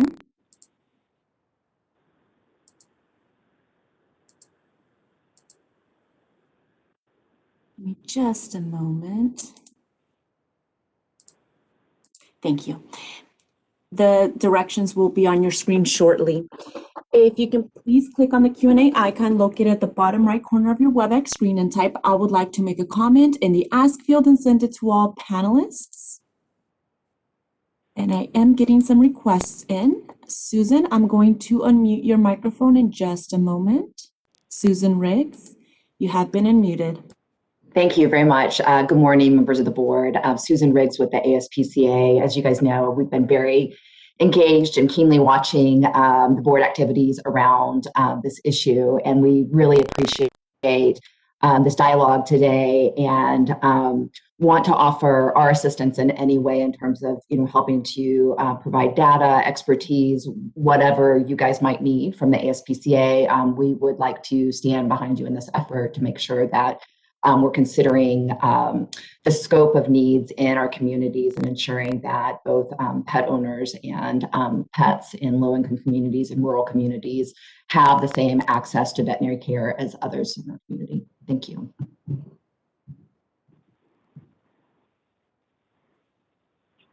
We have a second. I apologize. Go ahead, Dr. Nunez. I think there's a second question. Warren Hess? Yes, has been muted. Hey, thank you for this opportunity. My name's Warren Hess. I'm a veterinarian with the American Veterinary Medical Association. I've been involved for several years quite intently in the telemedicine issue at the AVMA level, as well as very involved in discussions about our Model Veterinary Practice Act. So I'm quite versed in both. I have previously served on a state board of veterinary medicine as well. So I just want to, first of all, thank you all for the discussion that you've had. I want to acknowledge that it is much more confusing than what appears to be at first. And also want to indicate that AVMA, while we continue to advocate that a VCPR not be able to be established solely by the means of telemedicine, that we are also very concerned about the access to care issues. One thing I want to bring to your attention is that something that many people do not understand or realize is that in addition to a state VCPR, there is also a federal definition of a VCPR, and that federal definition applies to a couple of things, but one of the things that's most important for small animal veterinarians is it applies to off-label medication or extra-label medications.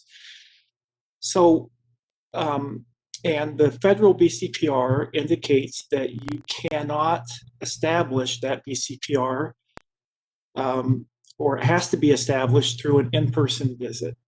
So even if a state passes legislation to allow a VCPR to be established through telemedicine, according to the federal laws, a veterinarian would not be able to legally prescribe medications off-label or extra-label.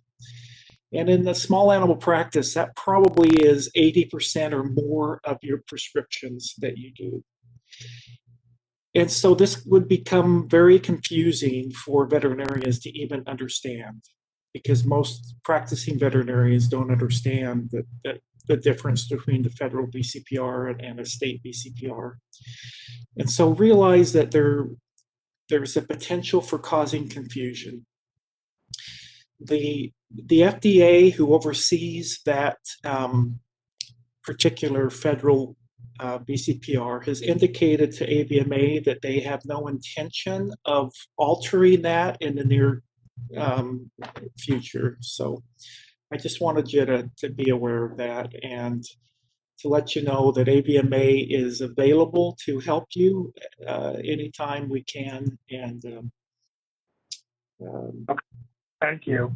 And, complicated. I think you're referring to Model Practice Act, and also pharmacy to add to the complexity.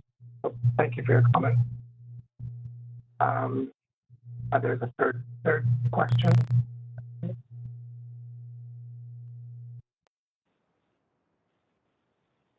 Moderator, I think there's a third question. Yes, I'm going to mute California Veterinary Medical Association. You have been unmuted.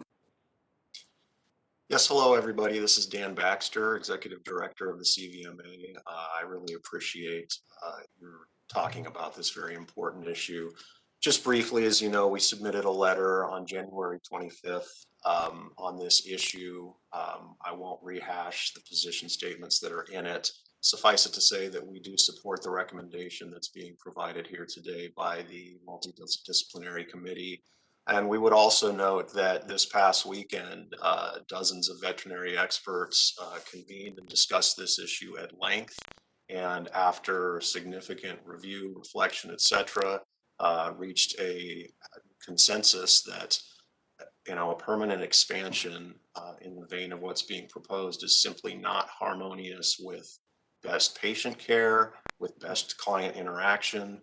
And frankly, there's an assumption here that telemedicine provides a similar or same level of care as in-person examinations. And that is a faulty assumption, as we discuss in our letter. So again, won't rehash the material that we submitted, but simply stand by those comments and would again recommend the adoption of the MDC's recommendation. Thanks for your time. Dr. Nunez, no further requests have been submitted. Would you like me to close the Q&A? Yes, please. Thank you, Christy, for your report. Like I said, get some work done. You have your directions, and I think we should take a 10-minute break before the next agenda item. Okay. Sounds good. Okay, so 10 minutes.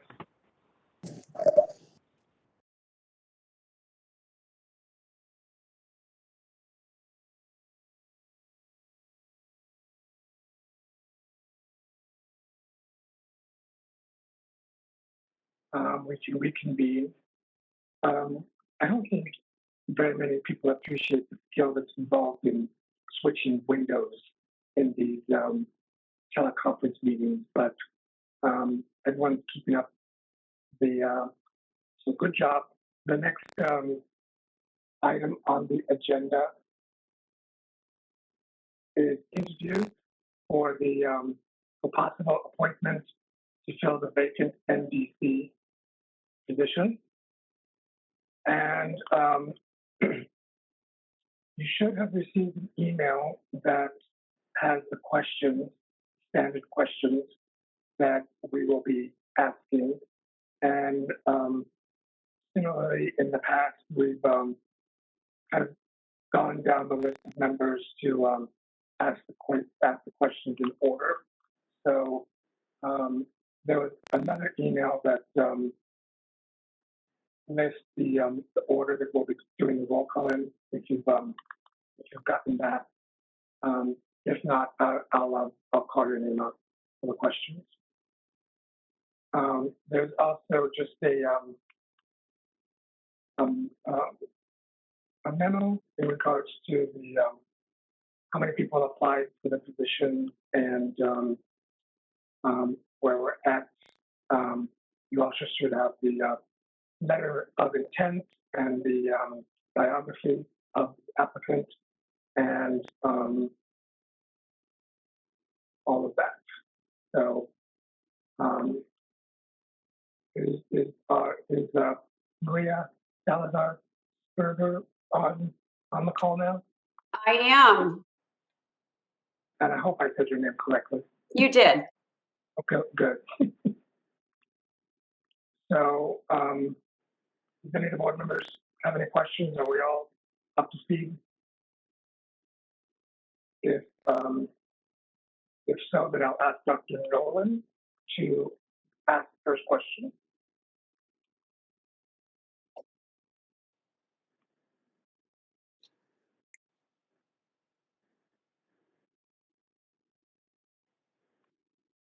Dr. Nolan, are you there?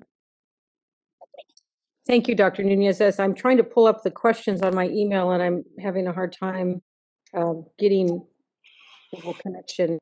Why don't you move past me and I'll get the second round. Okay. Let me work on my other.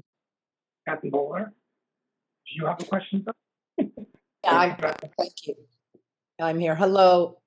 Nice to meet you. Nice to meet you as well.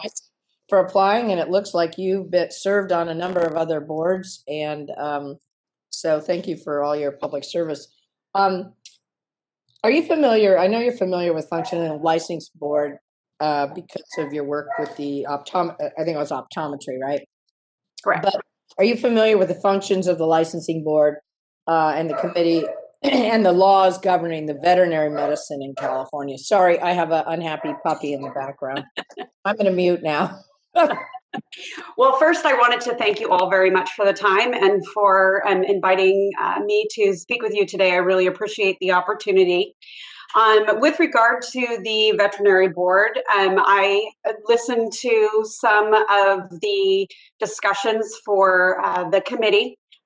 Listened in as much as I could yesterday. I will admit we had some challenges with the power here and my internet was pretty much out. So I was huddled in my car with limited cell service, but really appreciated the discussion yesterday. So while I have not read chapter and verse of the veterinary regulations, certainly familiarized myself as much as I could in preparation for our topic today. All right, Jennifer Laredo. Hi, good morning. So my question is, how do you feel your education and experience have prepared you for this position? Well, I was actually thinking about that as I was listening to your board discussion today. As you see from my resume that I am a lawyer. I'm licensed to practice in the state of California. So from my educational perspective, reading regulations and understanding licensing, enforcement, that subject matter is familiar to me. In my education and quite frankly, my work on the Board of Optometry really set me up for that practical experience of licensure and regulation. I will say that professionally, I have had numerous opportunities to work within this realm. I was the executive director for the American Academy of Pediatrics, and we did a lot of work with residents looking to complete their education, receive licensure. I will say that one of the main issues with regard to pediatrics in the state of California is no different than your discussion earlier this morning with regard to access to care. Many pediatricians find that they really don't want to go to underserved communities, and while they may be enticed to go to underserved communities for loan repayment programs, for some varying incentive programs, we found that the pediatricians didn't feel inclined to stay past, say, the 2-year requirement. So challenges across the board, both as a organization and in my work in the legislature, a lot of work with licensing, business and professions committee. In my role at the California Hospital Association, one of my subject matters is licensure. And we, this year, as you can imagine, have had numerous conversations with regard to scope of practice, what our nurses are allowed to do, when they can do it, how to flex some of their work to care for patients in our hospitals. We work a lot with nursing organizations, nursing education, and again, the conversation around access to care comes up a lot. I'm happy to ask further or answer more questions around that, but I would say that my education and my professional experience make me prepared to assist on the committee. Diane Prado, you have question 3? Yes. Recommendations made by the MDC are based on consumer protection mandate and are not always popular with the general profession. How do you think you will be able to handle making decisions based on the needs of consumers and their pets that may be unpopular with your colleagues? Well, again, I had experience with the Board of Optometry where, as you can imagine, we face the same challenges. They are very sensitive subjects sometimes. The protection of the consumer always has to be primary, and definitely receive some concerns from the profession. Sometimes it's not popular, but it is our duty to protect the consumer. And for me, as long as the issue has been thoroughly discussed and everybody has an opportunity to voice their opinion, and we feel comfortable that we have really listened and evaluated, and it really does sound like your board and the committee, you know, I can just tell from the conversations this morning that going through and vetting and making sure that you understand the situation completely certainly lends itself to making a decision on behalf of the consumer, and even when it's unpopular with the profession. Dr. Solacito, question 4. Yes, I just wanted to know if you are a pet owner and if you do have a long-standing relationship with a veterinarian with the care of your pets. I do have pets. I have a dog. His name is Bo, and he is 8 years old. And so my son is allergic to animals. And so we found Bo because he's a Labradoodle, and it was a dog that my son could tolerate. And he has been part of our family. He goes with us on errands, and he sleeps with my kids, and he is just lovely. Yes, we do have a long-standing relationship with our veterinarian. We have stayed with the same practice his entire life. I feel very confident in her. She is wonderful. I really appreciate her. He had an issue not even too long ago where he had some like red blotchy marks on his stomach, looked like clots really. And she was amazing.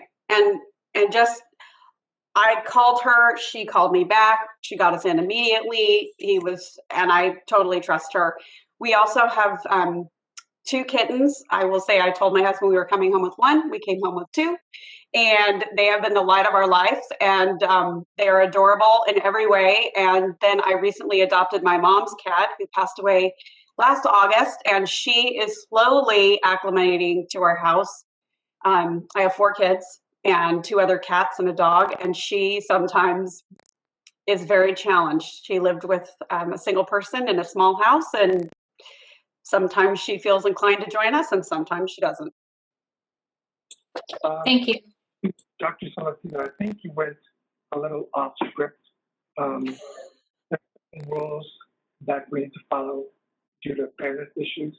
So I'm not quite sure if you asked question 4, but before I start impeachment hearings, I will grant you an indulgence and ask for Alani Inez to ask question 4. Okay, I will, but can we ask other questions too? Just curious. Yes. We can. We have to ask these questions. Okay. Are you familiar with current trends in veterinary medicine? Are there any issues that have affected you directly? Current trends in veterinary medicine, what I surmised from your various hearings is telemedicine, I'll use that term, is a big challenge. It seems that it's a challenge across the state, quite frankly. And I can fully appreciate the conflict with regard to telemedicine and heading veterinary medicine in that direction. So I had some just insights on that, and I'd be happy to share it at a more appropriate time. But again, my understanding of the trends are really from watching the various meetings from your previous hearings. And do you do any like animal advocacy work in your personal life? No, I don't. Okay. I do mostly, my advocacy work, I'll be honest, is centered around underserved youth. I do work with the Sacramento Children's Home, more specifically the Crisis Nursery, which provides care for families and children in crisis from age 0 to 5 in Sacramento County. I've been a part of that organization since 2013. And currently we are very challenged in providing our services to children and families during COVID. It's been incredibly challenging. And again, I would say that behavioral health has been an extremely big topic with regard to our families that we serve through the Children's Home, not only in my professional life with the Hospital Association, but also trying to provide access to families during this time has been very, very challenging. Our case managers have been working with using telehealth, telemedicine, successfully as they possibly can. But I really have kind of dedicated my nonprofit work to underserved youth. And how do you feel about the lack of access to care in terms of veterinary medicine? Well, it sounds, I will say that I appreciated the conversation this morning with regard to access to care. You echo the same concerns that I hear from pediatricians, from nurse practitioners, doctors of every level and scope. Access is a huge problem in California. I think one of the issues that we've heard and that you all voiced today is, providing telemedicine doesn't necessarily provide access to care. Some of our communities don't have broadband. So, I know up in Northern California, one of the conversations that we're having is, connecting with broadband, starting with the basics, logistics and the framework to get people online. I think that there, in some communities, the access to care can be sort of helped by providing opportunities for hotspots. And, there are different things that other professionals have been doing, but I will say I am a little surprised at the access to care for veterinary medicine across the state.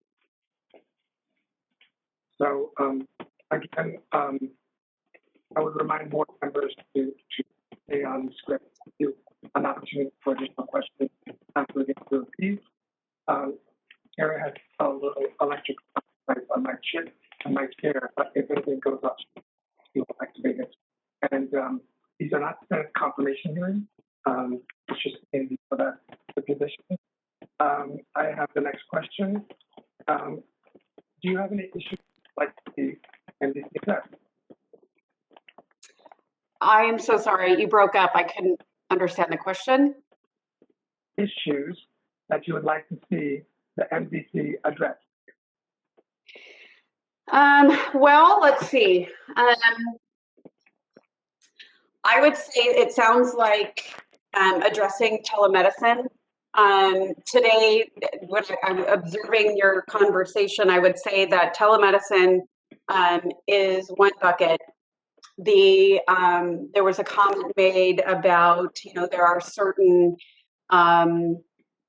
places where poor veterinary care is offered and they get away with it because they can. That it's just such a desert of care that, bad care is sort of better, better than no care. I think that certainly is something that was raised earlier today. I'd like to see that conversation continue. And what was just asked, access to care, various opportunities to work with other stakeholders, perhaps in different areas that you might not necessarily have worked with before. There are a variety of people that are organizations that are looking at telehealth, telemedicine, teleconsult, whatever those definitions end up being. There are other stakeholders that are also working in those avenues, and I wonder if there might be some opportunity to evaluate who to partner with, getting more information, what worked, what didn't work. Say, for example, if broadband in other parts of our state is something that's really important to provide for telemedicine, whatever you decide ends up being the definition, then perhaps there are other stakeholders that you could partner with. Dr. Other questions? Hey, Mark, you're really breaking up again. I don't know if what's going on. Owen, do you have your questions up for question 6? I have my question. Yes. Thank you, Dr. Nunez, and welcome. We really appreciate your interest in serving on the MDC. My question is a very easy one. It is there anything else you would like to share with the board at this time? Oh, I guess it feels easy, but maybe it's not. I would just like to share that I do have a soft spot for public service. I have always done some role in my community. Again, longstanding work with the Sacramento Children's Home, worked with my daughter at the National Charity League, and have supported foster youth. I certainly welcome the opportunity to serve again. It's, you know, I have my professional life and career, which has really focused on maternal and child health. That's something that I'm passionate about. It has shown up on almost every one of my jobs that I have looked for, been successful at, truthfully. My very first job was doing design work in San Francisco, and I just remember thinking, I don't want to do this the rest of my life. I don't feel like I'm serving in any meaningful way. And so I went to law school. That's what brought me back to Sacramento. I purposely went to law school to improve the lives of children. And I worked for Senator Maldonado for many years and staffed his Senate Health Committee. And we did a lot of work around underserved youth, victims of child abuse, putting in protections for them. And it really is my life's work. So I always look for opportunities in which I can work in our community. And I really appreciate the opportunity to work with the Veterinary Board. Thank you very much. Ms. Salazar-Sperber, I'm very impressed that you attended a meeting from the confines of your car. I don't think I've ever been that. So kudos to you. And now, are there any other questions that any of the board members have?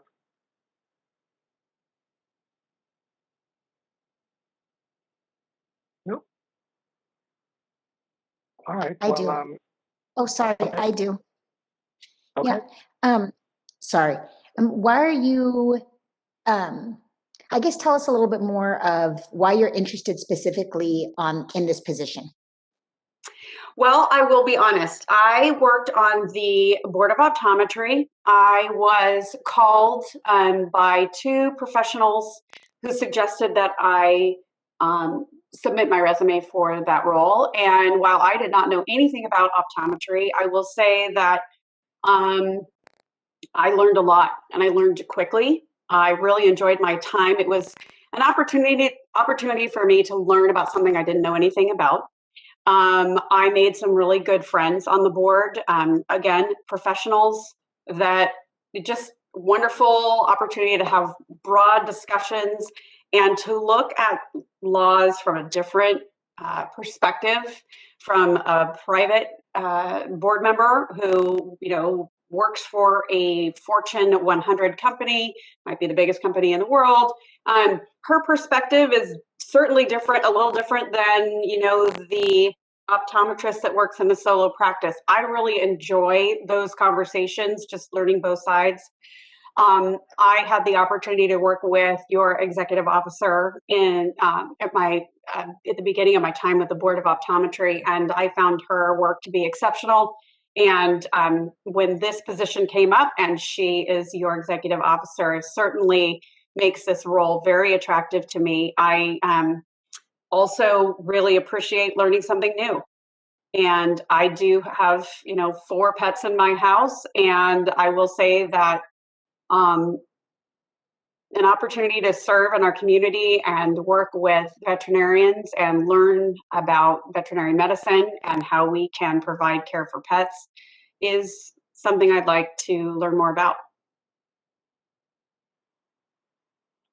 I will tell you that serving on the Veterinary Medical Board will be unlike anything you've ever experienced. People are pretty passionate about animals. Just a warning if you're appointed. Well, that's okay. Yeah, multiple species and multiple systems, not just the eyes. It's everything. It's pretty impressive. It's quite a ride. Any other questions? I do have another one. Sorry, I keep asking you questions, Ms. Salazar, but I appreciate your time here today and answering our questions. You spoke a little bit earlier about access to care, and I wanted to know like, yeah, dig into that a little bit more and see if there was any solutions that you came up with when there was, or not you particularly, but that you learned in the in your time that you were serving on the optometry board, and also in your time as in the advocacy that you do for young adults, for youth, actually very small. So I'll start with the optometry, and then I'll touch on the work with youth. So the Board of Optometry wrestled with numerous issues, but one of the issues that we talked a lot about was our elderly community, older, in assisted living facilities, for example, who may not have the ability to get to an optometrist for a regular eye exam. And we investigated how we could provide care to this community in the most effective, in the best possible way. And you will probably appreciate that the California regulations did not necessarily allow for a lot of flexibility in this area. And trying to wrestling with all the different regulations and possible solutions was actually surprisingly difficult. People just get really fixated on the law and what the law has historically been and what has historically worked. And we're kind of moving into this new way of being and having, there was a lot of conversation of the safety of the consumer having an optometrist go into an assisted living facility and what that looks like. And, does the licensure allow for that? So we had a lot of conversations around that issue. Again, youth. Our youth are not getting eye exams at a rate that they really should. A lot of learning issues arise, and really it's not that the kids do not understand the material, it's that they cannot see the board. They, something very simple. And so expanding education really to schools, to parents, to pediatrician office, trying to really encourage our communities to get their children's eyes checked. Again, more challenging than it sounds like it should be. So wrestling with those issues on the board, again, from a regulatory body, you look at things a little bit differently because you also, you are a consumer-driven board, but you also need to advance the profession. So, striking that balance is really important, and listening to everyone is really important so you can come to a solution that makes the most sense. I will say from my work with youth, getting primary care is very difficult. Getting behavioral health is very difficult. And we are seeing a rise in comorbidities. There are issues where kids, had they been seen earlier, that some of the things that we see later could have been abated. So getting children in to see pediatricians for their regular checkups and catching certain symptoms. One of the things that I talk about in a crossover between my professional and my nonprofit life is the adverse childhood experiences. I do a lot of work in that particular area. And I will say that right now with COVID, we are seeing a really big challenge here because our mandatory reporters, our schools, our youth groups, our sports, all of those people who are required to report any child abuse whatsoever, those children are not being seen. There are no eyes on them. So what we've learned is that telemedicine in this particular area has given kids an opportunity to have some contact with people outside their family unit, to give that, pediatrician, family resource center, youth groups, scout groups. We've, just giving access to the youth has been really critical. The Sacramento Children's Home was, they were saying, very nervous about doing telehealth. They really didn't appreciate it because they really wanted to see the kids in person. They started doing these, the meetings over the computer or on their phone. And what they realized is it's it's been really good to just see the kids, but oddly, they were starting to see the kids in their natural environment. So behind the kids, they were seeing their actual family unit, the home they lived in, what was really going on. And in a strange way, they felt like they were seeing a little bit more than just the child coming in and having a conversation with their therapist or counselor. So I hope that answered your question. Feel free to ask follow-ups if I didn't fully answer you. No, I appreciate that. Thank you. Okay. Do we have any other questions from board members? And hearing none, thank you for interviewing today. I think that we could probably vote on the issue. So kind of a little embarrassing if you're the only one applying and you don't get the position, but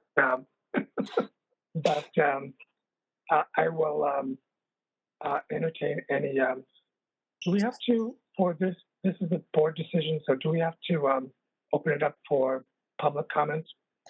Or Yeah, so perhaps what you can do is make a motion and then open up for public comment on the motion. okay. Does any board member like to enter the motion? Sure, I'll jump in. This is Jamie, and I'll make a motion to appoint Ms. Salazar Sperber. I'm not sure I got that right. Sperber? You did. Thank you. Yeah, to the MDC as a public member. And I'll second. All right. Having a motion and a second, we can open it up for questions from the audience, please. Thank you. This is the moderator. I've opened up the Q&A. Members of the public, if you would like to make a comment, please click on the Q&A icon located at the bottom right corner of your WebEx screen and type, "I would like to make a comment," and send it to all panelists.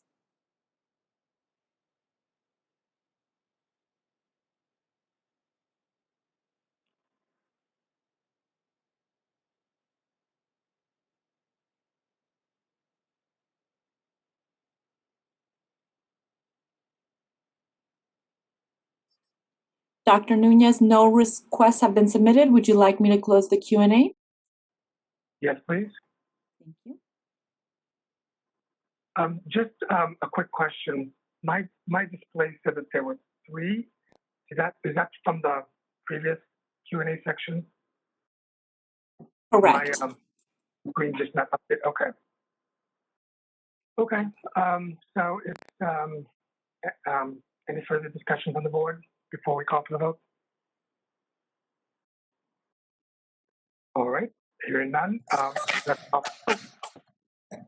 Ms. Bowler. Aye. Ms. Laredo. Yes. Ms. Prado.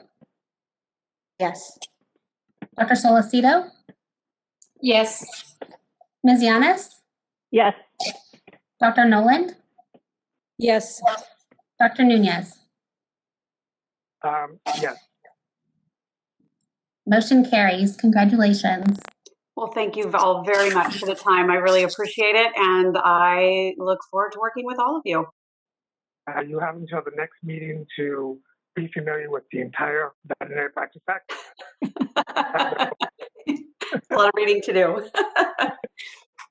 Thank you all. Moving on to agenda item 7, a presentation from the Aavsb on what I think is one of the cutest names of a program I've ever come across, Racetrack. And we'll probably be breaking for lunch after the presentation. So my apologies to the presenter having to be the last presenter before lunch. I'm sure the board will pay close attention to your presentation. That's fine with me. Oh, okay. I just need to share my screen 1 second. Okay. Can everybody see the screen? Okay. Well, hi, my name is Jessica Zanarzik. Good afternoon. I would like to thank those of you on the California board who participate in various committees of the Aavsb. I'm here to present the Racetrack Member Board Suite. The Aavsb is utilizing CE Broker, the world leader in continuing education tracking services, to bring you a software suite which will help you track your licensee's compliance. The Racetrack suite also allows your licensees to ensure their own compliance with your requirements. So why Racetrack? As you know, the RACE program has proven an essential part of your CE audits. Racetrack makes this process even easier. The Racetrack board suite and its automated ability to monitor your licensee's progress on your continuing education requirements and perform comprehensive audits. By utilizing Racetrack powered by CE Broker's auditing system and CE tracking functionality, Racetrack will help you stay up to date with fellow veterinary licensing boards. The Aavsb is working toward a comprehensive database containing all your veterinary licensees' information from graduation to retirement. Continuing education is an essential part of the veterinary licensure history. South Carolina currently requires the use of CE tracking for their licensees. When a board agrees to use the Racetrack program, they have access to the Racetrack auditing suite, making you and your licensees' lives a little easier. Your board has already submitted a list of licensees which is being processed by Aavsb staff. As with any Aavsb service, members will log into the Aavsb website and begin their journey with Racetrack. You can see the notifications from the Aavsb regarding association news, the Aavsb forum, or you can go directly to the licensee suite. By using Racetrack, you are helping the Aavsb become a comprehensive database for veterinary boards. In the drop-down menu, you'll select CE Broker Access or CE Access right there. You can see a list of licensees, dive into their account, or to see what courses they have taken and what requirements they have fulfilled related to your board's specific requirements. On the initial homepage, you will see a list of your licensees. There's the list right there. When the licensee list has been fully processed by the Aavsb, you will be able to review each California licensee's status quickly. As indicated here, this individual is in compliance, and this individual is not, as indicated by the red and the green buttons. By looking at a specific licensee's record, you may review CE courses they have taken if they comply and what area may be lacking. You may view the CE uploaded by that licensee and see programs that were uploaded to a licensee's account by a RACE provider. The image on the top half of this is the licensee information, and the bottom half is the licensee transcript. Currently, licensed registered users have a green dot next to their name, as I said earlier, while expired licenses have a red dot. You can sort the user lists with various filters that Racetrack provides. The double check mark by a licensee's name means they've created a Racetrack account. If you click on a specific name, you can review the details of their CE record, as demonstrated in previous slides. The next few slides will focus on the ability to filter that licensee list and create an audit. Filtering the list submitted helps create auditing parameters to better serve your board. You can enter specific criteria to audit your licensee list here and create an audit list. Filter criteria includes issue dates of the licensees, the expiration of those licenses, their profession as California-only licensed veterinarians and veterinary technicians. Those would be the only two professions shown. The status of the licensees, or by their CE Broker account type. The licensee has an option of using a free account, a professional account, or a concierge account. The user may choose to pay for an upgraded account. The basic account is provided to licensees for free. Through the Aavsb board suite, you can notify your licensees that they are being audited. You can request more information from a licensee within the Racetrack system, have the information sent back to you by the licensees, and never leave the Racetrack account. All communications from audit notification to completion can be taken care of through the Racetrack member board suite. The Aavsb will provide connection with CE Broker to refine the components of your specific CE audit requirements. Aavsb and CE Broker are here to help support you through this setup process, customizing the system to ensure your board's information is reflected in a manner that honors your specific requirements. If you would rather pull information on your licensees through the audit function without notifying, you can do that as well. Racetrack does allow data privacy and security that gives everybody peace of mind. So you can import a licensee list here and again create specific search criteria. Your board may utilize this function to contact licensees via email. This allows all communication to licensees to be through the Racetrack system, allowing the system to retain some of that information collected.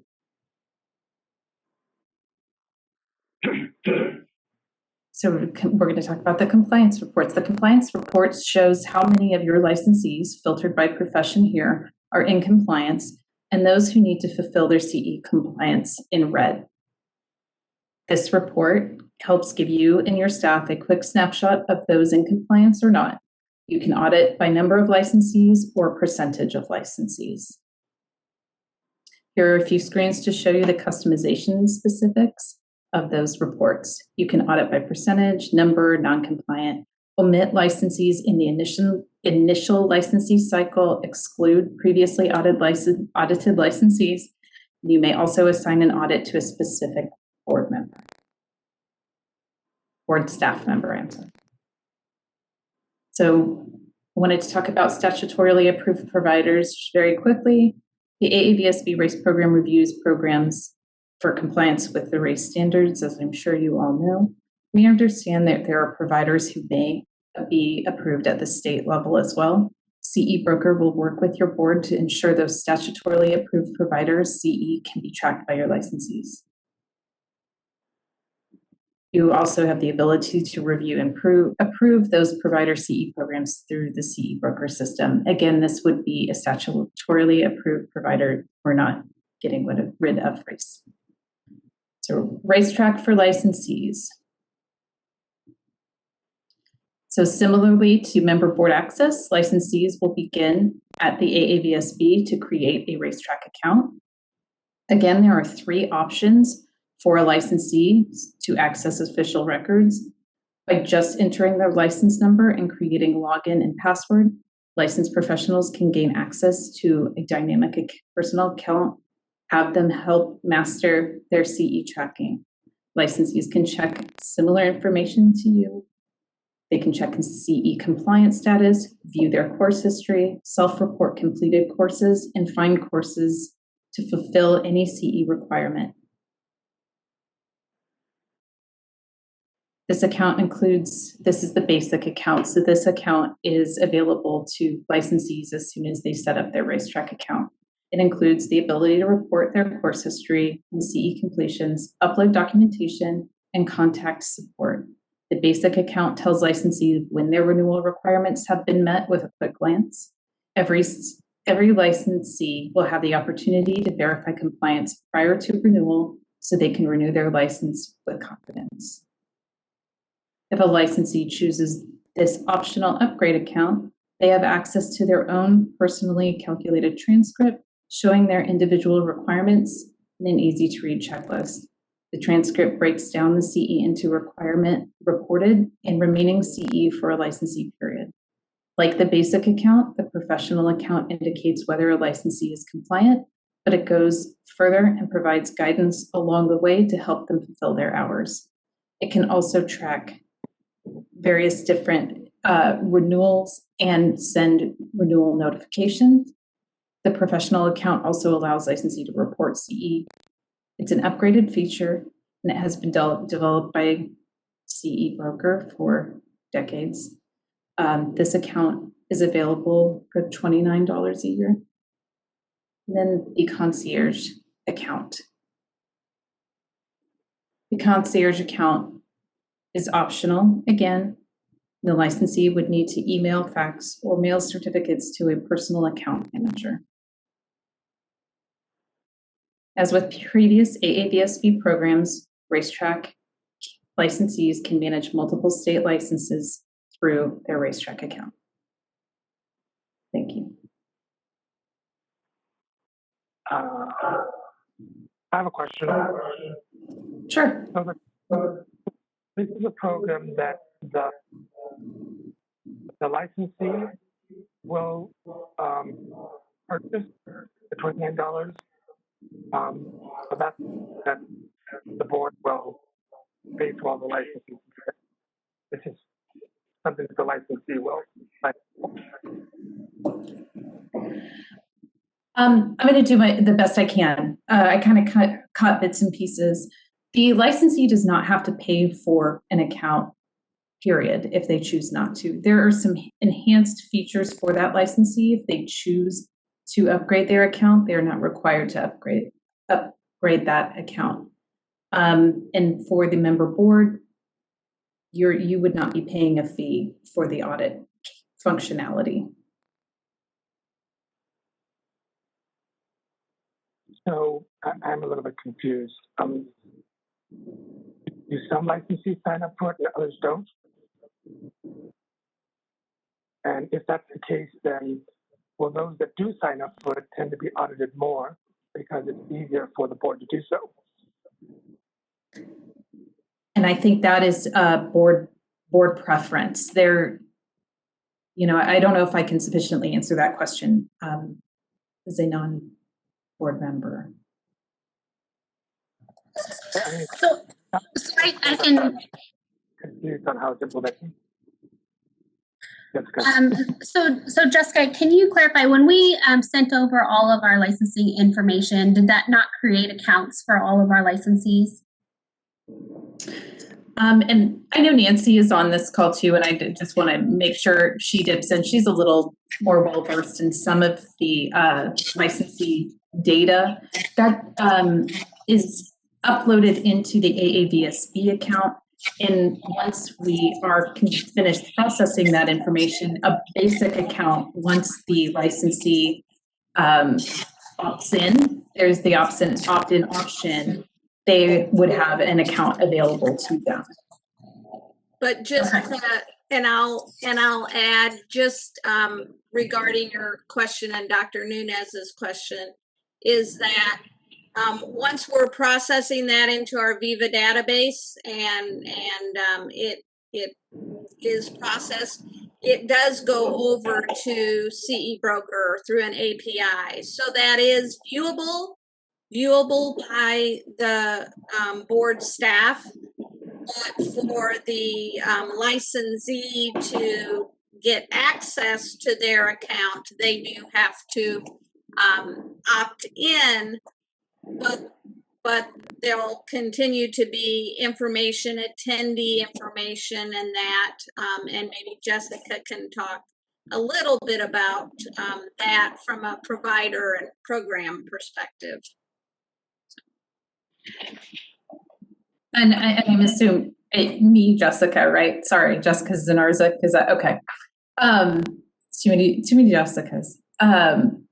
I think that you're referring to, and correct me if I'm wrong, the attendee list that's uploaded by providers. Okay, so we didn't talk too much about the race providers, but the race providers are utilizing CE Broker for their program tracking or for the program application submission. One of the requirements in RACE is that they upload an attendee list. So upload those licensees who attended that specific CE, and then that CE information is automatically uploaded into that licensee's account. If they've claimed the account yet or not, the information will reside there until that account is claimed. Again, that is uploaded by the CE provider. So there's little room for falsification of certificates. Once that information is claimed, it's added to that licensee's account, and they can see the transcript reflecting the CE courses that they have taken by a race provider. Okay, so correct me if I'm wrong, but how this will work is you guys have all of our licensing data information, and that's going to be transported into CE broker. And then the board will be able to automatically see if what CE is in there for each licensee, whether or not they go the extra step and opt in just for them to view, we can view. And providers who upload attendance records, we also will be able to see that as well, right? Yes, as far as I would need some clarification about the attendee records. Now, if you're talking about the statutorily approved providers, I believe that's a little different than the race providers, but Jessica, I would need to get back to you on that. Okay, because that's one thing that we want to make sure is available, not just to the race providers, but to all the other statutory approved providers such as AVMA or CVMA. We'd like them to have the ability to also upload attendance records directly into the system. Absolutely. And you mentioned filters. I assume one of those filters that the board could use is a random list. But currently, it's randomly on who gets audited. So the program could give us a list of random licenses that will be chosen to be audited. That is entirely possible in that system to randomize. If we're working with the spreadsheet, there is a way to randomize that without sending notifications through the Racetrack system, but being able to use their audit functionality and randomize and things like that.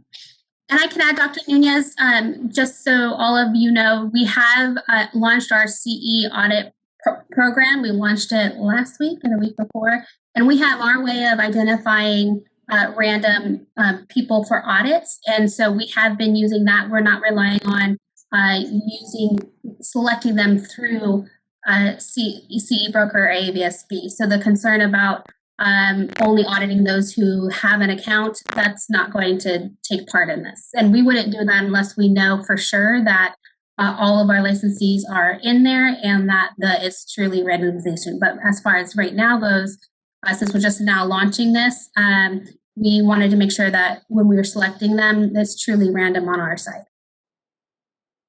And for our probation monitor, since probationers have unique CE requirements, it sounds like this will make that task very easy to monitor. Yeah, that's a great point. It would definitely help a probation monitor be able to compare the CE that was sent in for probation, make sure that it's not included in the list that they added for their CE for renewal.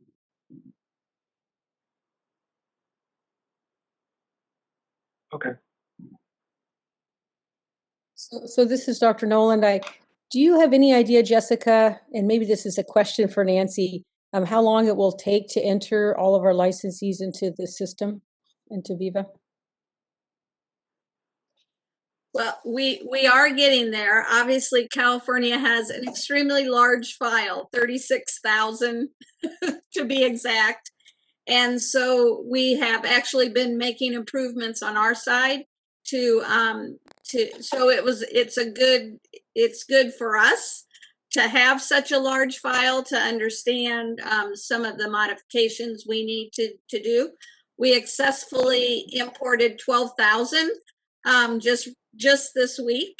So that's good. And what we've done is our program specialist who's working on that, we've sort of prioritized the active veterinarians, the active veterinary technicians, and then we'll go to the expired and things like that. So we've parsed out that full 36,000 records. So once we have that in the system and we go through this import that we complete goes through a matching criteria, an automated matching criteria that meets a lot of data points.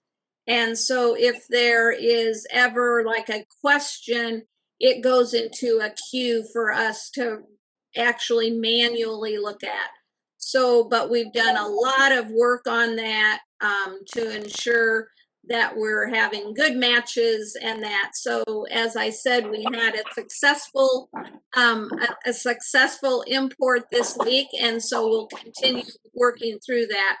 So I would anticipate, like I said, right now we're going through the queue because there's always going to be questions that you have to go through, but we're working through that. But we have we've got partially that, and we're continuing to focus on that and getting more and more of that data in. So I would sure hope within the next month or so, keeping our fingers crossed that we can get all of that data in. But yeah, the large files, as always, when you're looking at APIs and imports, and that can be a challenge. So it was a good challenge for us that we're working through successfully. So I'm not sure what the percentage is, but I know that we currently are supposed to be auditing a certain percentage of renewals. We're not doing that, but with this we probably could. With that in mind, does the board expect to increase that percentage because it will be easier to do so, or will it not affect percentage? And what is the percentage? So a few things, sorry, you were cutting up for me quite a bit. But as far as percentage goes, there's no specific requirement, percentage requirement that we have to meet. It's not like inspections. We did start with a goal of 5%. That seems pretty uniform throughout DCA boards, is starting with a 5% audit. However, what I envision happening is once we have worked out all the kinks with this system, we already know that race-approved providers are able to, they're required to upload the attendance records into Aavsb and CE program. And so once we finalize and work through any kinks that there are, and we can be assured that it's an easy thing for providers to do, what the board may want to look at doing is requiring all statutorily approved providers to upload attendance records directly into the system. If we can do that, we can do a 100% audit, and it would be an automatic audit by just simply going into the system and verifying. And then those who we see are not in compliance, we can contact them quickly to see if they have other continuing education. So it's something that we're monitoring. I think it's definitely doable, and we'll keep you posted.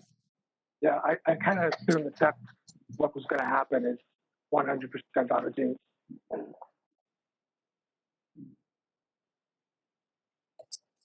Nancy, it's Kathy Bowler. Mark, unless are you finished, Mark, with your question? Because I just had a quick one. Yes. Okay. I think you addressed this. I just wanted to clarify. I know Racetrack, and it sounds like it's going to be an awesome program. It's just kind of launching. But as far as the timetable for the statutorily approved CE providers that we utilize, getting onboarded, do you guys have a sense of how long that will be, or when that will all occur, so that it can be totally usable, at least for us? I'm going to defer to Jess on that if she has some insight there. I think that we need to get this first part of the process taken care of with getting the licensee information uploaded. And then once we kind of understand what is required of your statutorily approved providers, we can facilitate that conversation with CE broker to set up that, specific requirements. And then I would say they would have a better timeline based on that information. Okay, and I assume our staff will be working with you on that, so. Yes. I do have one more question for Jessica. I thought I heard you mention North Carolina. Have they also started the process, or where are they with their process in starting to use Racetrack? They do require licensees to use the CE tracking. So that has been going on for, I think maybe a year. Yeah, so just to reiterate, South Carolina actually utilized CE broker prior to Aavsb entering a agreement with CE broker. So they have been actually using the system for, as Jess mentioned, for about a year. So. So this is all kind of in response to our last review process. If there's no further questions about the presentation, what action, we need to take any action right now to give us the green light or the red? No, right now we're not requesting any action be taken. We'll just continue to provide updates. I wanted you guys to have a presentation of what is available out there with something that we are going to start utilizing. We'll work on education out to our licensees and to providers of what's coming. We'll work with Aavsb on getting the word out. And then we'll monitor the situation. And then once we feel confident that it's going to work for our licensees, for our board members, and for providers easily and efficiently, then we will bring recommendations to the board once we feel that it's necessary. Okay, once that's all done, would it be possible for board members to have access to accounts just so we can kind of get a feel of what it looks like? Or no? So all the professional members should be able to get access to the account once they're done doing the upload. So they should all be able to do a basic account. As far as the public members, I don't know. That would have to be a question for Aavsb. So even without paying that fee, what does that fee give you? So the basic one, you would be able to upload the information, and providers would be able to upload attendance records and not have to pay a fee. Okay. So you'll let us know when that's live. Yeah, and and Jess can chime in, but I'll note, Dr. Nunez, the Racetrack option is available to all veterinary and veterinary technician professionals now. So what happens is, if you haven't created a portal, actually, Dr. Nunez, you have a portal as being on another committee. So you can actually opt in and utilize that. What we do behind the scenes when we see that come through, we ensure we match the data correctly, that it's been matched correctly. So there's still some behind the scenes work that Aavsb does on that as well. So okay. Just as an FYI. So I just go to the Aavsb. Mm-hmm. Yeah. Okay. And you can always ask Jess or myself if you have any questions. So. Yeah. Okay. If the presentation is open and we don't have to take any action on this, as a presentation, I assume that we don't have to open public, or do we? We do. We have to take public comment on every agenda item. Okay. So we're not going to take a motion, but we can open it up to the audience for questions.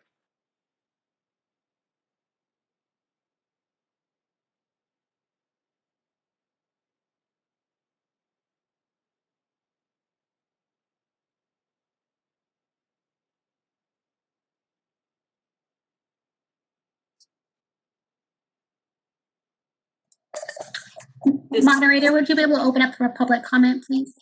Yes, sorry, I didn't hear that well. If he was asking for a motion or asking for a public comment, my apologies.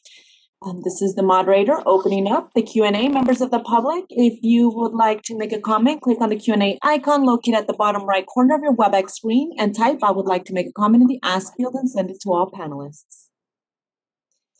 I do have individual identified as Grant Miller. Grant Miller, I'm going to unmute your microphone now. Thank you, everyone. I don't want to hold you up before lunch, but I would like to just make a comment that the CVMA, as a statutorily approved provider, does have some questions about how this system may work in regards to what our obligations would be to provide information to the board. So currently, under the California Code of Regulations, Title 16, Section 2085.5 and 2085.9 and 2085.8, we maintain records of attendees. We issue completion certificates to attendees of courses, but we have no affirmative responsibility to provide that information to the Veterinary Medical Board. With that said, if the Veterinary Medical Board calls us, which they do on occasion, to audit a CE record, we certainly help them. We are required to maintain records for 4 years, but we actually maintain them for longer than that. So if the VMB does call and ask us, we can certainly help with that. We are concerned, however, though, that if we had some kind of a new requirement to actually input our course attendee records into this new system, that would be a significant new burden for our staff, and we're running on a very small staff here. And that also is a significant burden to all the local veterinary medical associations across the state who have members just on a voluntary basis that set up CE for their members and are just doing it, voluntarily in addition to their regular jobs. So if there is an affirmative requirement to do that, it would take a regulatory change, in my opinion, to 2085.5. And so if that is the course we are going down, we would like to be actively part of that discussion, since it does really dramatically impact our staff here and the work that we do as statutorily approved providers. Thank you.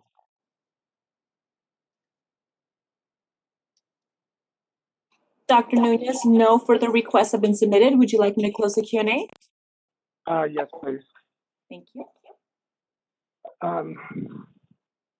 So I think that this is probably a good time to break for lunch. And thank you to everyone who participated in this presentation. And I'm going to ask the moderator to maybe stay a little bit to address my audio issues. I'm not sure what's going on. Will do. Thank you. Mark, it's Kathy. Can I say one quick thing before we get off the racetrack portion? I don't think just Aavsb, Jessica, mentioned it, but one thing I know from being on another committee with Aavsb is that they invested heavily in, and I think it's critical, in research and everything in terms of cybersecurity to make sure that these programs and systems are extremely secure. And I think that's worth mentioning given all the things that are going on. They did a very good job with this, I believe. So something to say about it. And I also assume that any bugs in the system will probably be figured out by our staff. I don't think this is an issue that has to go to MDC or anything. The staff will stay on top of it. And those were good points that CVMA raised as well. Okay, then let's go to lunch. Be back at 1:02.